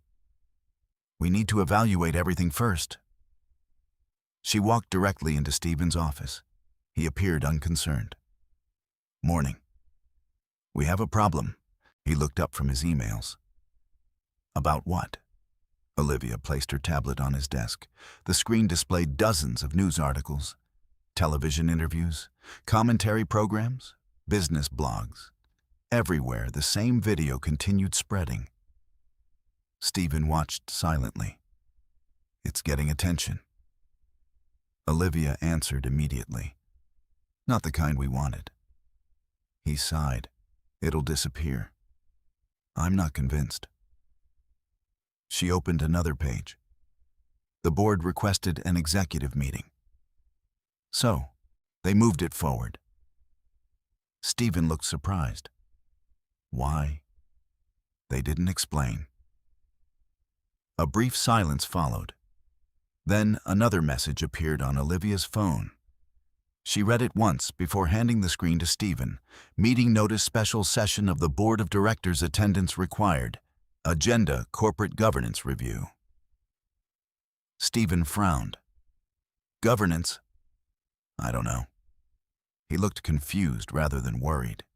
He still failed to see the connection. Elsewhere across the city, inside a quiet conference room overlooking the Chicago River, Daniel Foster met with Rachel Bennett. Several sealed folders rested on the table. Rachel opened the first. "I received the board's request." Daniel nodded. "They're asking for an independent review." "Specific reason," he answered calmly. "Potential implications involving governance obligations under the investment agreement." Rachel understood immediately. "When do we begin?" Daniel slid another folder toward her. "Immediately." She opened it. Inside lay copies of the original investment contract, highlighted carefully. One section drew her attention: executive conduct and ethical governance. Rachel read the clause twice. Then she closed the folder. "This could become significant." Daniel looked toward the window. "It already has." Across town, Brittany spent the afternoon exactly as planned. She attended a literacy program for elementary school students. She helped a young girl practice reading aloud. She smiled, encouraged every sentence, applauded every improvement. None of the children recognized her from the videos circulating online. Children judged people differently. They cared about kindness, patience, attention, not appearance. When Brittany returned home that evening, she found no fewer than 17 missed calls. Friends, former colleagues, unknown reporters. She returned none of them. Instead, she placed her phone face down on the kitchen counter. Some truths became stronger when allowed to unfold through proper channels rather than public arguments. She knew her time to speak had not yet arrived. And somewhere inside the company's headquarters, people had already begun opening files that Stephen had completely forgotten he had signed. Fontaine, Monday morning, arrived with a level of tension that no one inside Stephen Clark's headquarters could ignore. Usually, the lobby buzzed with easy conversations as employees carried coffee toward elevators. That morning, voices remained unusually quiet. People still greeted one another. They still smiled. but the smiles disappeared almost as quickly as they appeared. Nearly everyone had watched the video from the celebration. Nearly everyone knew a special board meeting had been called. No one knew why. The narrator already understood what Stephen still refused to believe. The video itself would not decide his future. It would merely direct attention toward documents that had been quietly waiting for someone to read them. Stephen entered the building through the executive entrance shortly before 8 o'clock. Several employees wished him good morning. He answered politely. Yet something felt different. People looked away sooner than usual. Conversations stopped when he approached. Two junior managers who normally joked with him inside the elevator suddenly became interested in checking their phones. Stephen noticed. He simply interpreted it as temporary discomfort. "This will pass," he told himself. Inside his office, Olivia Carter was already waiting. A stack of printed reports covered the conference table. She looked tired. "Morning." Stephen loosened his jacket. "How bad is it?" Olivia handed him the first report. The video passed 4 million views over the weekend. He scanned the numbers. "That's unfortunate." She slid another report across the table. Television networks picked it up. Another. Business ethics podcasts. Another. Investor forums. Another. Professional leadership associations. Stephen finally looked up. "They're making too much of a joke." Olivia answered carefully. "They're not discussing the joke anymore." "What are they discussing?" She pointed toward one headline. "Corporate culture begins at the top." Another. "Can public conduct affect executive leadership?" Another. "When personal behavior becomes governance risk." Stephen frowned. Governance again. Olivia nodded. "The board meeting isn't about public relations." "Then what?" "I honestly don't know." Before either could continue, Kevin Brooks knocked lightly before entering. He carried a financial report unlike any Stephen had seen before. "We have another issue." Stephen gestured toward the chair. "What happened?" Kevin opened the report. "Our investment partners requested additional documentation." Stephen looked surprised. "They've never done that." "I know." "What kind of documentation?" Kevin consulted the request.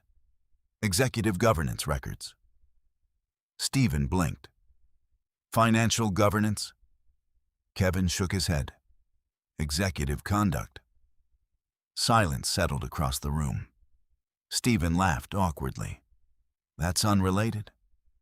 Kevin didn't answer immediately. "They referenced a clause in the investment agreement."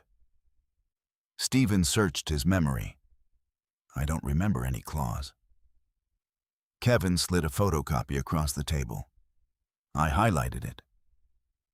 Stephen began reading.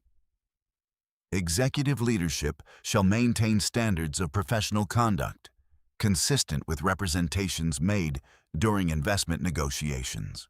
Any action materially damaging investor confidence, corporate governance, or organizational integrity may trigger independent review." He stopped. "I never paid attention to this," Kevin answered honestly. "Most executives don't." Stephen leaned back. "It's standard legal language." "Usually?"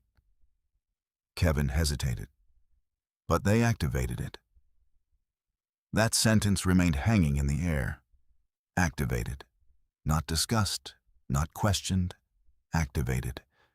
Which meant procedures had already begun. Across the city, Rachel Bennett assembled her audit team. Unlike financial audits performed every quarter, this review required broader examination. Corporate governance, executive decision-making, compliance with contractual obligations. Rachel addressed her investigators. "We're not looking for scandal." Several people nodded. "We're looking for facts." She wrote 4 words across the whiteboard: documentation, verification, Chronology, evidence. No assumptions. Again, everyone nodded. Begin with public records. Another investigator asked. And the video? Rachel answered immediately. Treat it like any other document. Verify authenticity. Confirm chain of custody. Then continue. Professional audits never started with conclusions. They started with records. Meanwhile, Brittany sat inside the investment trust offices, reviewing entirely different matters. Daniel Foster entered carrying a leather portfolio. The review has officially begun. She looked up calmly. The board requested it. Yes. And Rachel accepted. This morning. Brittany nodded once. No interference. Daniel smiled slightly. I didn't expect you to ask. Good. She returned to the investment reports on her desk. Daniel remained standing. You could stop this. She looked at him. How? A single phone call. No. You still don't want special treatment. She shook her head. I never did. Daniel understood. The investment agreement belonged to the institution, not to Brittany personally. Once procedures began, they followed established rules. That protected everyone involved, including Stephen. Back at company headquarters, Emily Turner quietly continued organizing archived correspondence. She wasn't searching for anything. She simply believed important meetings required complete records. As she reviewed event planning emails, another message caught her attention. Subject: Leadership Celebration. Final remarks. The communications team had circulated Stephen's prepared speech 3 days before the event. Emily opened the attachment. Every paragraph appeared exactly as delivered, until the final page. She compared the approved version with Nathan Hayes' published transcript of Stephen's actual remarks. The prepared speech ended with gratitude toward employees. The live speech ended with jokes about Brittany. Those lines had never existed inside the approved script. Emily printed both versions. She clipped them together. Prepared speech, delivered speech, difference verified, administrative habit. Nothing more, nothing less. Elsewhere, Nathan Hayes continued researching follow-up articles. Instead of interviewing online commentators, he requested copies of publicly available corporate filings. He wanted context rather than outrage. While reviewing annual reports, one detail caught his attention. The company repeatedly described itself as operating under strong ethical leadership principles. Nathan highlighted the section. Interesting. He made another note. Corporate image increasingly tied to executive character. Worth asking board later. Still no conclusions, only questions. Late that afternoon, Stephen attended the special board meeting. Michael Reed presided from the head of the conference table. Linda Morrison sat beside him. Kevin Brooks occupied his usual seat. Several directors appeared unusually serious. Michael opened the meeting. Thank you for coming. Stephen smiled politely. Of course. Michael folded his hands. We've received formal correspondence from the investment group. Stephen nodded. I heard. They've requested activation of the governance review process. Stephen leaned forward. I've already explained. Michael interrupted gently. This meeting isn't about explanations. Stephen stopped speaking. Michael continued. It's about procedure. Linda Morrison spoke next. The board has contractual obligations. Stephen looked frustrated. I made a joke. No determination has been reached. Michael's tone remained calm. But the agreement requires independent evaluation. Stephen glanced around the room. So I'm already guilty, Michael answered immediately. No. The opposite. Stephen looked confused. The review exists specifically to avoid assumptions. Rachel Bennett entered the conference room at precisely that moment. Professional, calm, carrying only a thin binder. Michael stood. "Thank you for coming." Rachel nodded. "My team has begun preliminary work." Stephen crossed his arms. "What exactly are you investigating?" Rachel opened the binder. "The scope is limited." She read directly from the authorization letter. Verification of compliance with executive governance obligations under the investment agreement. Stephen frowned. "Based on one speech." Rachel looked at him without emotion. "Based on all relevant evidence." She deliberately emphasized the final word, evidence, not opinions, not headlines, evidence. She continued, "We'll examine documentation, communications, corporate records, public statements, relevant correspondence. No findings have been reached. No conclusions have been formed." Stephen relaxed slightly. "So this is routine?" Rachel closed the binder. "It is now." The wording unsettled everyone at the table. Routine, for now, meaning it might not remain that way. After the meeting ended, Stephen walked quickly toward Olivia's office. "This is getting ridiculous." Olivia closed the door behind him. "They're following procedure. They're treating me like a criminal." "No." She looked directly at him. "They're treating you like an executive whose actions have contractual consequences." Stephen paced across the office. "I built this company. I know. I created these jobs. I know. So why is everyone acting like one bad speech defines me?" Olivia remained silent for several moments. Then she answered quietly, "It doesn't." Stephen stopped pacing.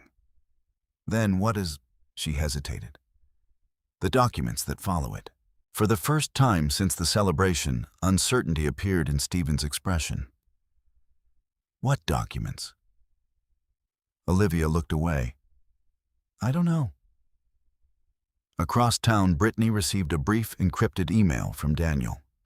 "Review officially underway. All procedures following standard protocol. No action required."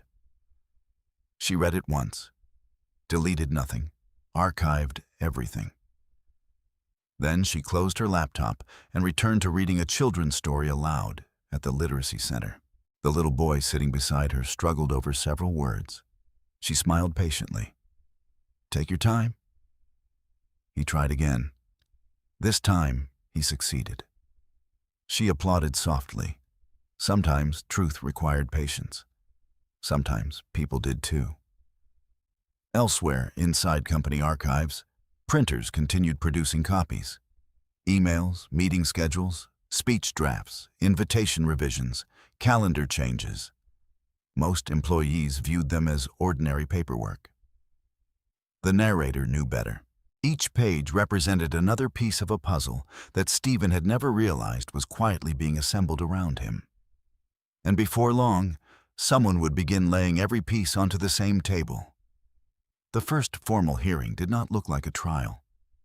There were no raised voices, no dramatic accusations, no public confrontation.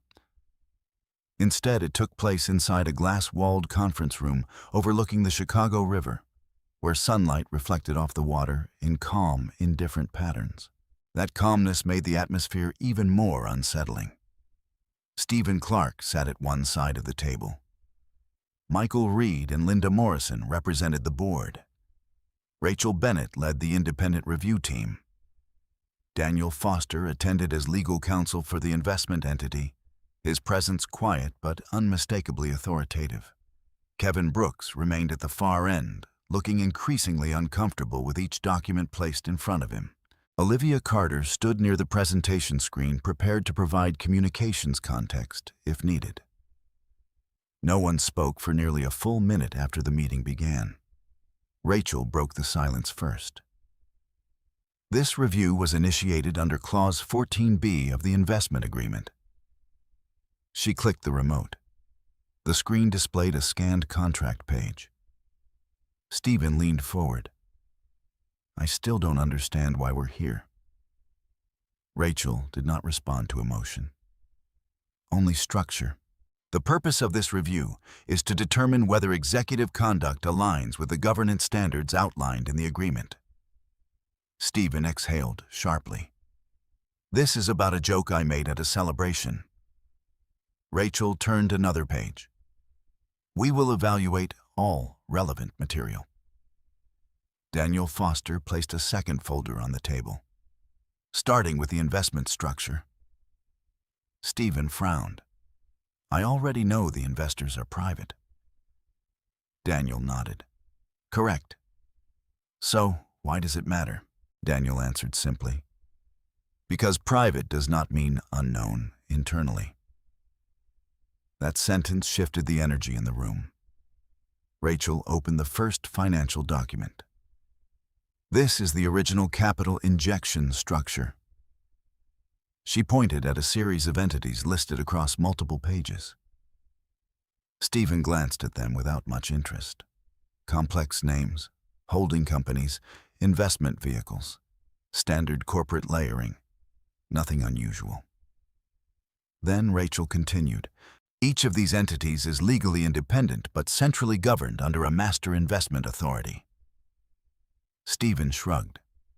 I still don't see the issue. Daniel spoke calmly. Please continue. Rachel turned to the next page. This master authority is controlled through a fiduciary board. She paused. And the final approving authority for that board is... She looked at Daniel. Daniel opened a separate file and placed it on the table. Stephen leaned back. This is wasting time. Rachel ignored the comment. She read the next line. The ultimate controlling interest is held by the Clark Family Investment Trust. Silence. Not the kind that followed confusion. The kind that followed recognition beginning too slowly to stop. Stephen blinked. What? Kevin straightened immediately. Olivia froze. Michael Reed narrowed his eyes. Rachel continued evenly. The trust has full authority to approve, deny, or modify capital deployment. Stephen shook his head. No. Rachel looked up. It is documented, Daniel added quietly, and legally verified. Stephen leaned forward. You're saying my wife? He stopped. The words didn't complete easily. Rachel did not soften the answer. Yes. The room went still. Stephen looked toward Daniel. You're joking. Daniel remained composed. I am not. Stephen turned to Rachel. This is impossible. Rachel opened another file. All approvals for the expansion financing were executed through trust-controlled entities. Page after page displayed signatures, timestamps, audit confirmations, legal authorizations. Kevin leaned closer, scanning rapidly. His voice dropped. This matches our funding records. Stephen stood abruptly. So, you're telling me Brittany funded the expansion? Rachel corrected him immediately. She authorized it. Stephen stared. Why would she hide that? Daniel answered before Rachel could. Because disclosure was never part of the investment condition. Olivia finally spoke. She was one of the investors. Daniel looked at her. She was the governing authority. The word landed heavier than expected. Authority. Not contributor, not advisor. Authority.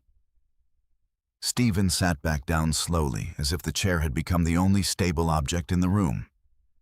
This doesn't make sense. Rachel turned another page. It will.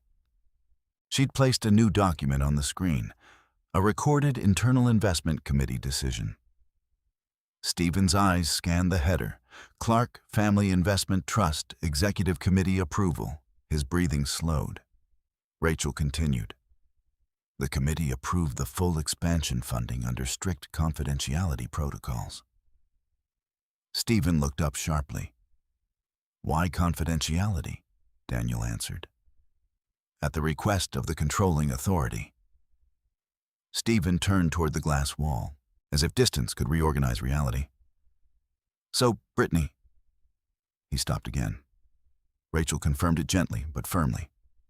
"Yes." A long silence followed.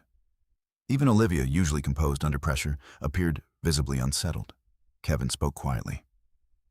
"Stephen, this means every expansion phase, every warehouse, every contract." Rachel finished the thought. "Was enabled through that approval structure." Stephen whispered, "So without her?" Rachel did not let the sentence hang. The expansion would not have occurred. The room felt smaller, not physically, structurally, as if the walls themselves understood something irreversible had just been said. Michael Reed finally spoke.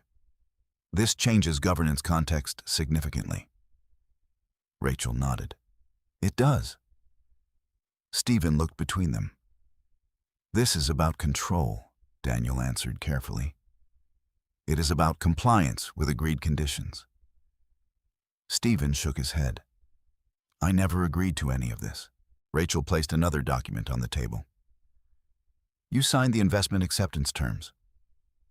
Stephen scanned it quickly, then slower, then again.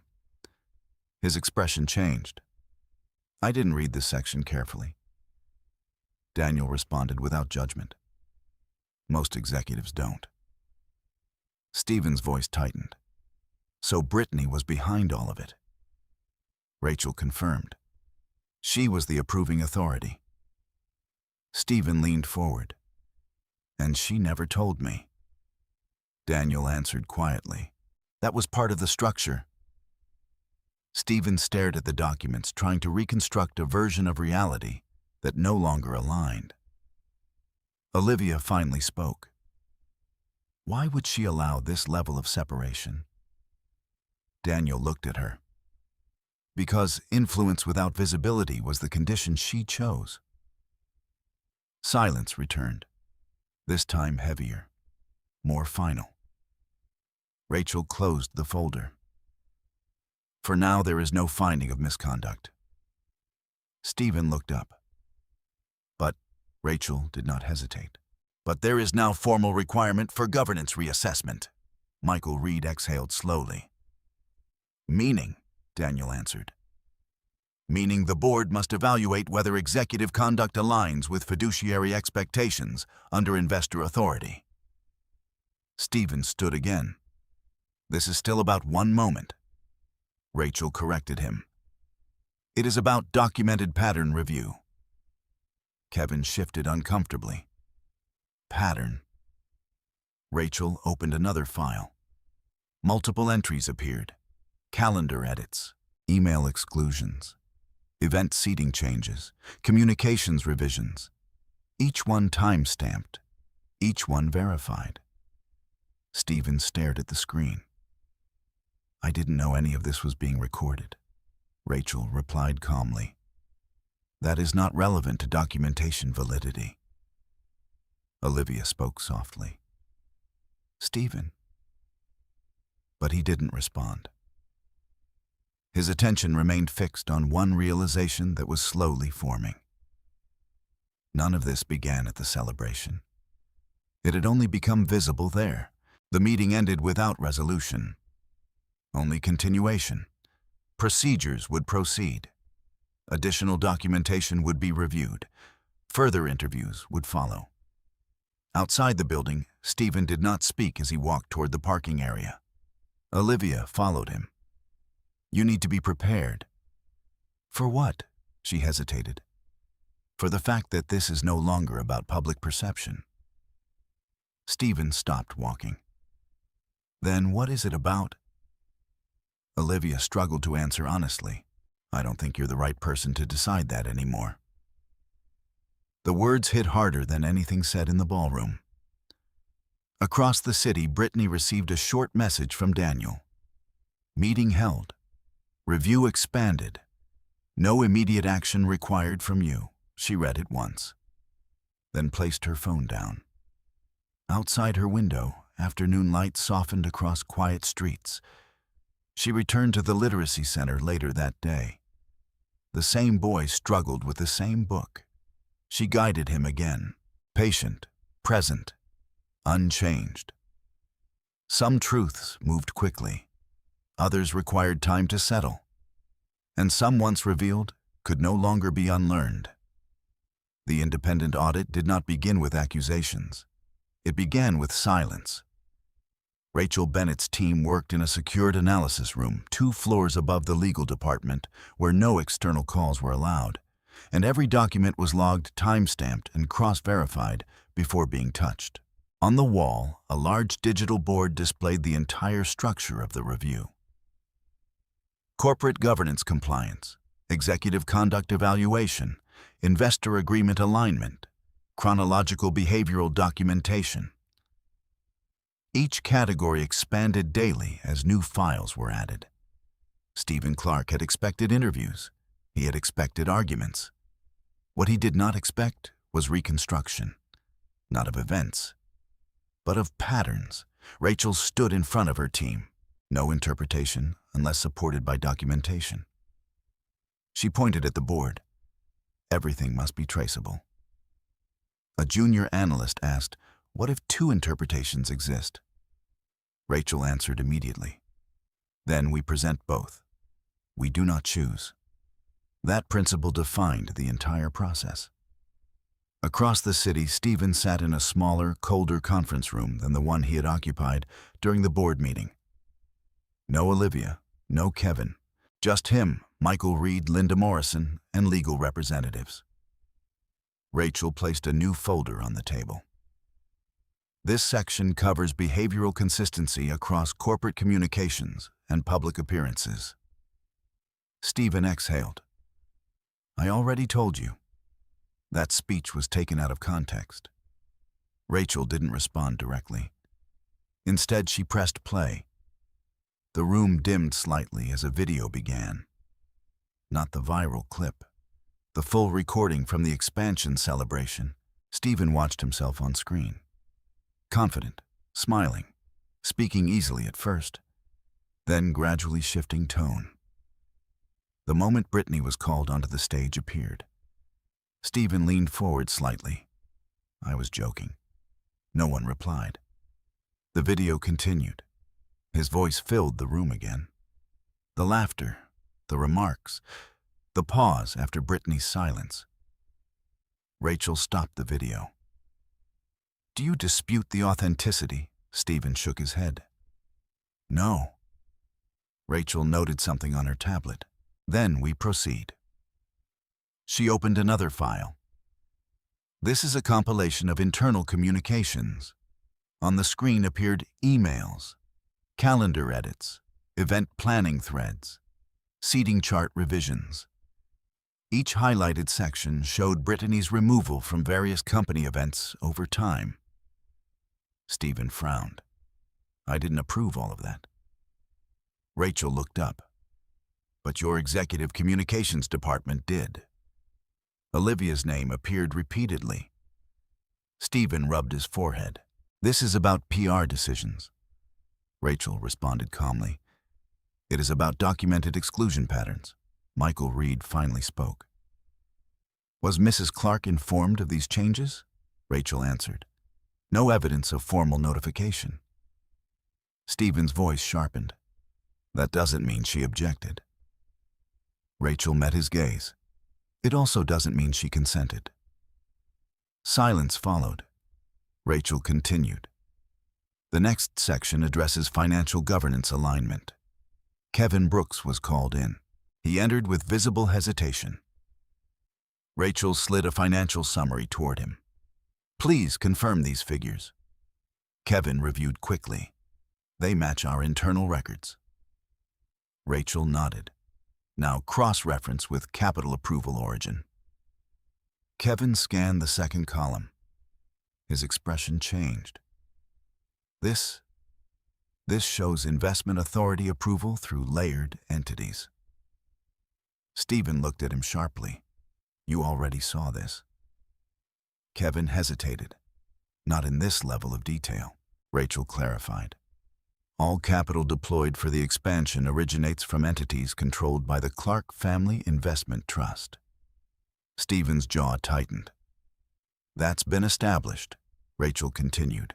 Now confirm governing authority of that trust. Kevin paused, then answered carefully. It is controlled by a fiduciary board. Rachel nodded. And final approving authority, Kevin didn't answer immediately. Rachel opened a separate document. Listed here. She turned the screen. Stephen saw it before anyone spoke it. Clark Family Investment Trust. Executive Authority. Holder Brittany Clark. For a moment, no one moved. Not even Stephen. Rachel didn't allow silence to become interpretation. She continued. This means all expansion financing decisions were authorized under her executive approval capacity. Stephen shook his head slowly. No. Rachel remained steady. It is documented. Michael Reed leaned back slightly. This is significant. Linda Morrison nodded. Extremely. Stephen looked around the table. So you're telling me my wife controlled the expansion funding? And I didn't know, Rachel corrected gently. You were not required to know under the confidentiality structure. Stephen laughed once. Short, disbelieving. That's insane. Daniel Foster finally spoke. It is standard in high-level private investment structures where anonymity is part of governance design. Stephen turned to him, so she could approve everything. While I thought I was getting external investors, Daniel nodded. Yes. Stephen leaned forward, and she never said anything. Daniel answered. That was her condition. The room became still again. Rachel moved to the next section. Now we examine governance clause activation risk. Stephen frowned. Risk. Rachel opened another file. It contained media clips, internal emails, and board-level communications. She spoke clearly. The clause allows review if executive conduct materially affects investor confidence or governance integrity. Stephen interrupted. So you're saying my joke triggered this? Rachel shook her head. No. She paused. It revealed patterns that triggered review eligibility. Stephen exhaled sharply.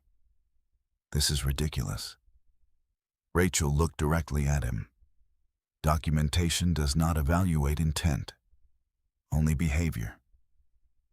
That sentence landed heavily. Rachel continued. We have now compiled 3 categories of evidence. She listed them. Public conduct, internal communication exclusion patterns, governance alignment discrepancies. Stephen stared at the table. This is becoming something bigger than one event. Rachel nodded. It already is, Michael Reed interjected. What is the next step? Rachel closed the folder. We escalate to full board governance determination. Stephen looked up quickly. Meaning what exactly? Daniel answered this time. Meaning the board must decide whether executive leadership remains aligned with investor governance standards. Stephen's voice lowered. And if they decide no? No one answered immediately, because procedure did not include emotional reassurance, only outcomes. Across the city, Brittany sat in the same literacy center classroom as always. The boy beside her was finally reading a full paragraph without stopping. He smiled proudly. I did it. Brittany smiled back. Yes, you did. She did not know the exact content of the audit discussions at that moment, but she understood their direction, not because of speculation, because procedures of this kind always followed a predictable structure. Review, verification, escalation, decision. She had seen it before, just never from this side of the table involving someone she once trusted completely. Her phone vibrated once. Daniel. Review progressing as expected. No immediate intervention required. She placed the phone down. The child beside her continued reading. At the end of the session, the teacher thanked Brittany again. "You always help them stay calm." Brittany smiled gently. "Learning takes patience." On her way home, she passed a television in a cafe window. Muted footage showed Stephen speaking at the celebration. The clip was paused on the moment before her exit.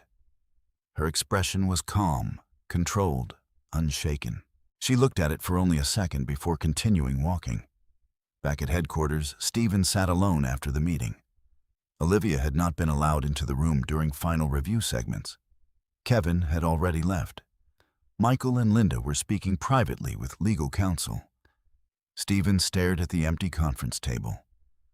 For the first time, he wasn't thinking about reputation. He was thinking about memory. Not his, hers. And what she had been recording while he believed everything was simply moving forward. Somewhere quietly, without confrontation or noise, every moment he had dismissed as insignificant was beginning to form a structure he could no longer ignore. And that structure was not emotional. It was procedural. Fan 14. The first thing Stephen Clark noticed after the suspension was not anger. It was absence. Not the absence of power itself, but the absence of immediate responses. No one asked for his approval. No urgent emails demanded decisions. No department heads waiting outside his office. The company continued functioning, but as if a central current had been quietly redirected elsewhere. Stephen sat in his office for most of the morning without touching his computer. Olivia entered, once placed a folder on his desk, and left without speaking much. Later, she returned. "They've appointed interim operational oversight." Stephen looked up. "Who?" Michael Reed signed off on it with the board. Stephen exhaled slowly. "So I'm not even managing daily operations now." Olivia hesitated. "Not for now." Stephen leaned back in his chair. "This is temporary." She didn't answer immediately. That hesitation told him more than any explanation could. Across the city, Brittany received a formal legal notice from Daniel Foster. Not urgent, not alarming. Procedural. It confirmed that the board's decision had been executed, and that governance restructuring would begin immediately under the terms of the investor agreement. Brittany read it once, then placed it into a physical folder labeled Executive Governance Transition. She did not call Daniel. She did not call anyone else. Instead, she continued her day as scheduled. At the literacy center, the same children gathered around her with books and small notebooks. One of them asked, "Miss Brittany, are you sad today?" She looked at the child gently. "No." The child frowned. Why not? Brittany thought for a moment. Because sometimes when things change, it just means they needed to. The child nodded slowly, as if accepting something far beyond their understanding. Meanwhile, inside Stephen's company, a second wave of meetings had begun. Michael Reed led the executive continuity session. Linda Morrison attended. Rachel Bennett joined remotely to clarify governance boundaries. Kevin Brooks was asked to provide financial continuity projections. Stephen was invited, but his participation was now observational rather than directive. That distinction was becoming more real with every hour. Michael opened the meeting. "Our objective is stability." He looked around the table. "No disruption to operations," Rachel added. "Client contracts remain intact. Logistics flow continues. Financial obligations are unchanged." Kevin nodded. "Yes, operationally nothing is collapsing." Linda Morrison spoke carefully. "But leadership structure is no longer centralized." Michael confirmed. "That is correct." Stephen finally spoke. "So I'm still here, just not in charge." No one corrected him, because it was accurate. Rachel continued, interim governance oversight will coordinate with department heads directly. Stephen leaned forward slightly. And I report to them, Michael answered calmly. You report through established channels. Stephen let out a short breath. That's a polite way of saying yes. Silence followed. Not disagreement, just confirmation. Across the table, Kevin looked uncomfortable but said nothing. He had spent years watching Stephen build the company from nothing. Now he was watching the structure remain intact, while leadership shifted around it like scaffolding being replaced. After the meeting, Stephen walked alone through the executive floor. He passed glass offices where employees were working normally, typing, calling clients, reviewing shipments. Everything continued. Only he had changed position inside it. Olivia caught up to him near the elevators. You need to be careful how you respond publicly. Stephen looked at her. I'm not allowed to respond publicly. That's not what I mean. He waited. If you appear unstable, it will reinforce the board's decision. Stephen laughed once, but without humor. So even my reaction now has governance implications. Olivia nodded slowly. Yes. Stephen looked away. That's new. She didn't correct him, because it wasn't. He just hadn't seen it before. That evening, Brittany met Daniel Foster again. Not in urgency, but in closure of a procedural phase. Daniel placed a document on the table. Final confirmation of suspension terms. Brittany scanned it briefly, then signed where required. Daniel watched her carefully. You are aware Stephen may request reinstatement arguments. I am, and your position remains unchanged. Brittany looked at him. It was never personal authority that mattered. Daniel nodded. Then what mattered? She answered simply, consistency. Daniel closed the folder. You understand this may permanently alter your relationship with him. Brittany didn't hesitate. It already has, back at the company. Stephen sat in his office long after most employees had left. He opened his laptop for the first time in hours. Hundreds of unread messages. Most were internal requests redirected elsewhere. A few were external inquiries. None required his immediate response. He closed it again. For the first time, he noticed something unsettling. The company did not feel like it was failing. It felt like it had simply learned how to function without him at the center. Olivia entered quietly.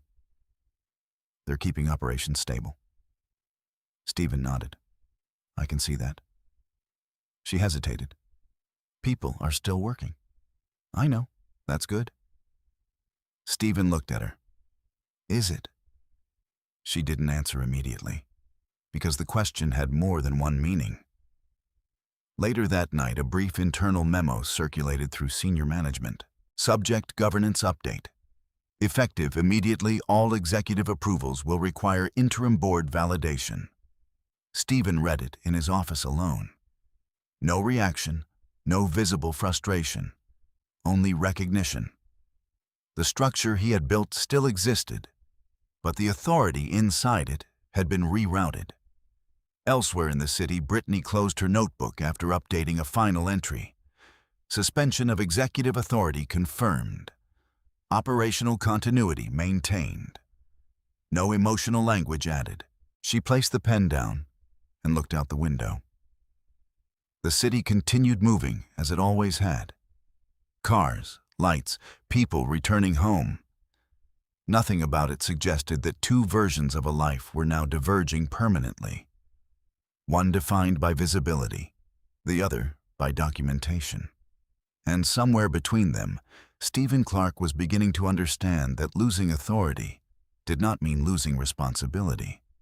It only meant finally seeing where it had actually been coming from all along.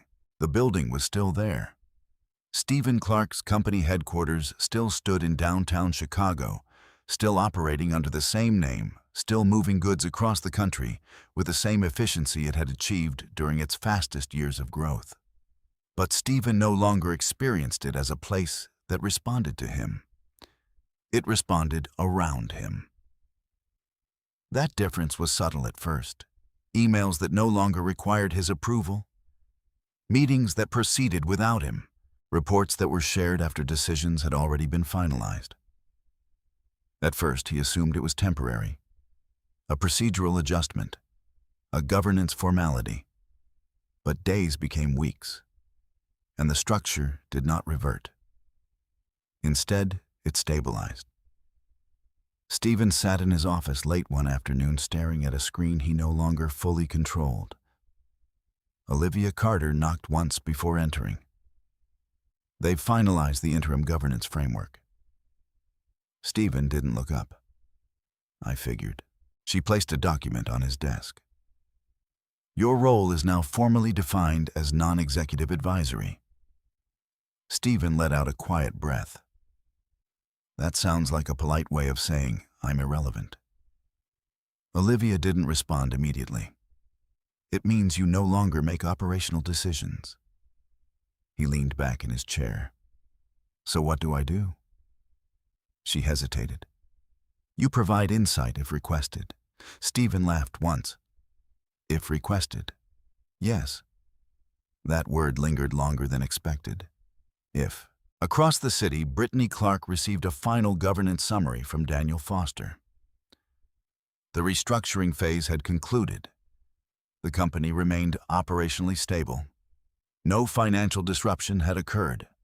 The investment structure remained intact. She read the document once, then closed it without expression. Daniel observed her carefully. You're not going to attend any of the remaining transition meetings. Stephen may try to contact you. I know. And if he does, Brittany paused. Then I will respond through the same structure as everything else. Daniel nodded slowly. Legally, correct. There was no satisfaction in her voice, only completion. That evening, Stephen left the office later than usual. The building was quieter now. Fewer late-night lights in executive offices. Fewer urgent conversations in hallways. The company still functioned, but without the intensity that had once defined his presence inside it. He walked past the glass lobby and stopped briefly. A group of younger employees were laughing softly near the reception desk. One of them noticed him and immediately straightened. Good evening, Mr. Clark. A title that now felt heavier than before. Stephen nodded. Evening. He walked out into the cold air. For the first time in years, no car was waiting directly at the entrance. He walked instead. Chicago did not react to his change in status. The city continued as it always had. People crossed streets. Traffic lights changed. Restaurants filled with conversations unrelated to corporate governance clauses. Stephen stopped at a bridge overlooking the river. For a long time, he simply stood there, not thinking about the company, not thinking about the board, not even thinking about Olivia. He was thinking about Brittany, not the version he had spoken about on stage, not the version he had reduced to a moment of public embarrassment, but the version he had once known, the one who listened more than she spoke, who asked questions instead of giving orders, who never needed to prove she was important. The narrator already knew what Stephen was only beginning to understand. Nothing had changed about Brittany. Not her intelligence, not her authority, not her capacity to shape outcomes without announcing them. What had changed was his perception of her silence. He had mistaken it for absence. It had never been absence. It had been structure. Across the city, Brittany stood in her home office, organizing final folders from the governance transition. Not a single document was emotional. All were procedural: confirmation notices, board resolutions, compliance verifications. She placed them in a labeled archive box. Expansion Governance Cycle Closed Phase. Then she closed the box. No celebration followed. No reflection spoken aloud. She simply turned off her desk lamp and left the room. The next morning, Stephen received a message requesting a final advisory consultation. It was not urgent. It was optional. He considered ignoring it, then attended. The meeting was small. Michael Reed, Linda Morrison, Rachel Bennett, Kevin Brooks, Olivia sitting slightly apart. Stephen arrived last. He sat at the end of the table. Michael began. This meeting is not about reinstatement. Stephen nodded. I assumed that. Rachel placed a document in front of him. It is about closure of the transition review cycle. Stephen looked at her. Closure of what exactly? Rachel answered. Governance stabilization following executive suspension. Stephen leaned back. So everything is now stable without me. Michael didn't hesitate. Yes, the word was simple, unavoidable. Stephen looked down at the table. I built this company. No one argued. Rachel responded instead. And it continues operating. That sentence carried no hostility, only fact. Linda Morrison spoke gently. Your contributions are not being dismissed. Stephen looked up. But my authority is. Rachel answered honestly. Yes. Silence followed. Stephen nodded slowly, as if processing something he had delayed accepting for weeks. Then he asked quietly, and Brittany Daniel Foster, who had joined the final meeting, answered. She remains the controlling authority under the investment structure. Stephen exhaled. So she was always the one in control. Daniel corrected carefully. She was always the one holding approval authority. Stephen looked at him. What's the difference? Daniel replied. Intent versus structure. Stephen stared at the table. For a long moment, no one spoke. Finally, Michael closed the meeting. There is nothing further required from you at this time. Stephen stood. As he walked out, Olivia followed him. You'll be fine. Stephen didn't respond immediately. Outside the room, he stopped. I thought I was building something. Olivia answered softly. You were. He looked at her. Then why does it feel like I was just moving inside something that already existed? Olivia didn't have an answer that would make it easier. So she didn't give one. Later that week, Stephen requested to meet Brittany. The request was processed through legal channels, approved under standard conditions. The meeting took place in a neutral conference room downtown. No company branding, no executives, just documentation-level formality. Brittany arrived first. Stephen entered a few minutes later. For a moment, neither spoke. The narrator observed what neither of them would say aloud. This was no longer a relationship defined by proximity. It was now defined by structure. Stephen spoke first. I didn't know. Brittany looked at him calmly. I know. He hesitated. I didn't understand the agreement. I know. I didn't mean to. He stopped. Brittany waited. Stephen lowered his voice. I didn't mean to humiliate you. She nodded once. I know. Silence again. Stephen looked down. Everything I built? It was under your approval. Yes. He looked up. And you never told me. Brittany answered without emotion. That was the condition. He exhaled slowly. I don't know what I'm supposed to take from this, Brittany replied simply. Nothing. That answer surprised him. She continued. This was never meant to be a lesson for you. Stephen studied her face. Then what was it? Brittany paused. A structure that functioned as designed. Stephen sat back slightly. So I was never in control, Brittany corrected gently. You were in control of your decisions. That distinction settled heavily between them. Stephen nodded slowly. For the first time, there was no argument left in him, only recognition. I understand now, he said quietly. Brittany stood. That's all that's required. She turned to leave. Stephen spoke once more. Brittany. She stopped but didn't turn fully. I'm sorry. A pause. Then she replied, I know. And she left the room. No final confrontation followed, no dramatic resolution, only distance. Weeks later, Stephen left the company entirely, not in collapse, not in scandal, but in quiet removal from a structure that no longer required his presence. The company continued operating. Employees kept working.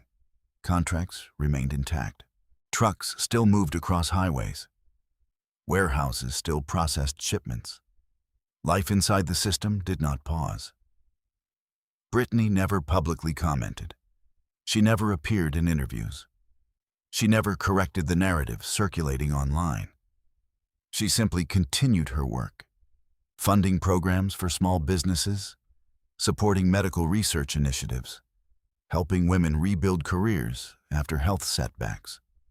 One evening, she returned home and placed a final folder into storage. Inside it were the last documents from the expansion cycle.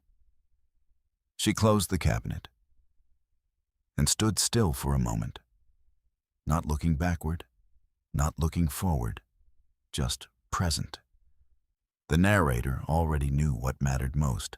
Stephen had once believed success was something he built outwardly. Brittany had always understood it was something structured inwardly.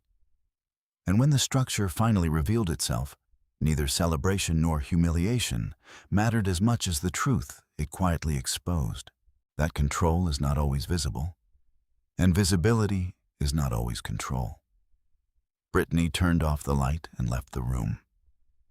And for the first time in a long time, nothing in her life required explanation.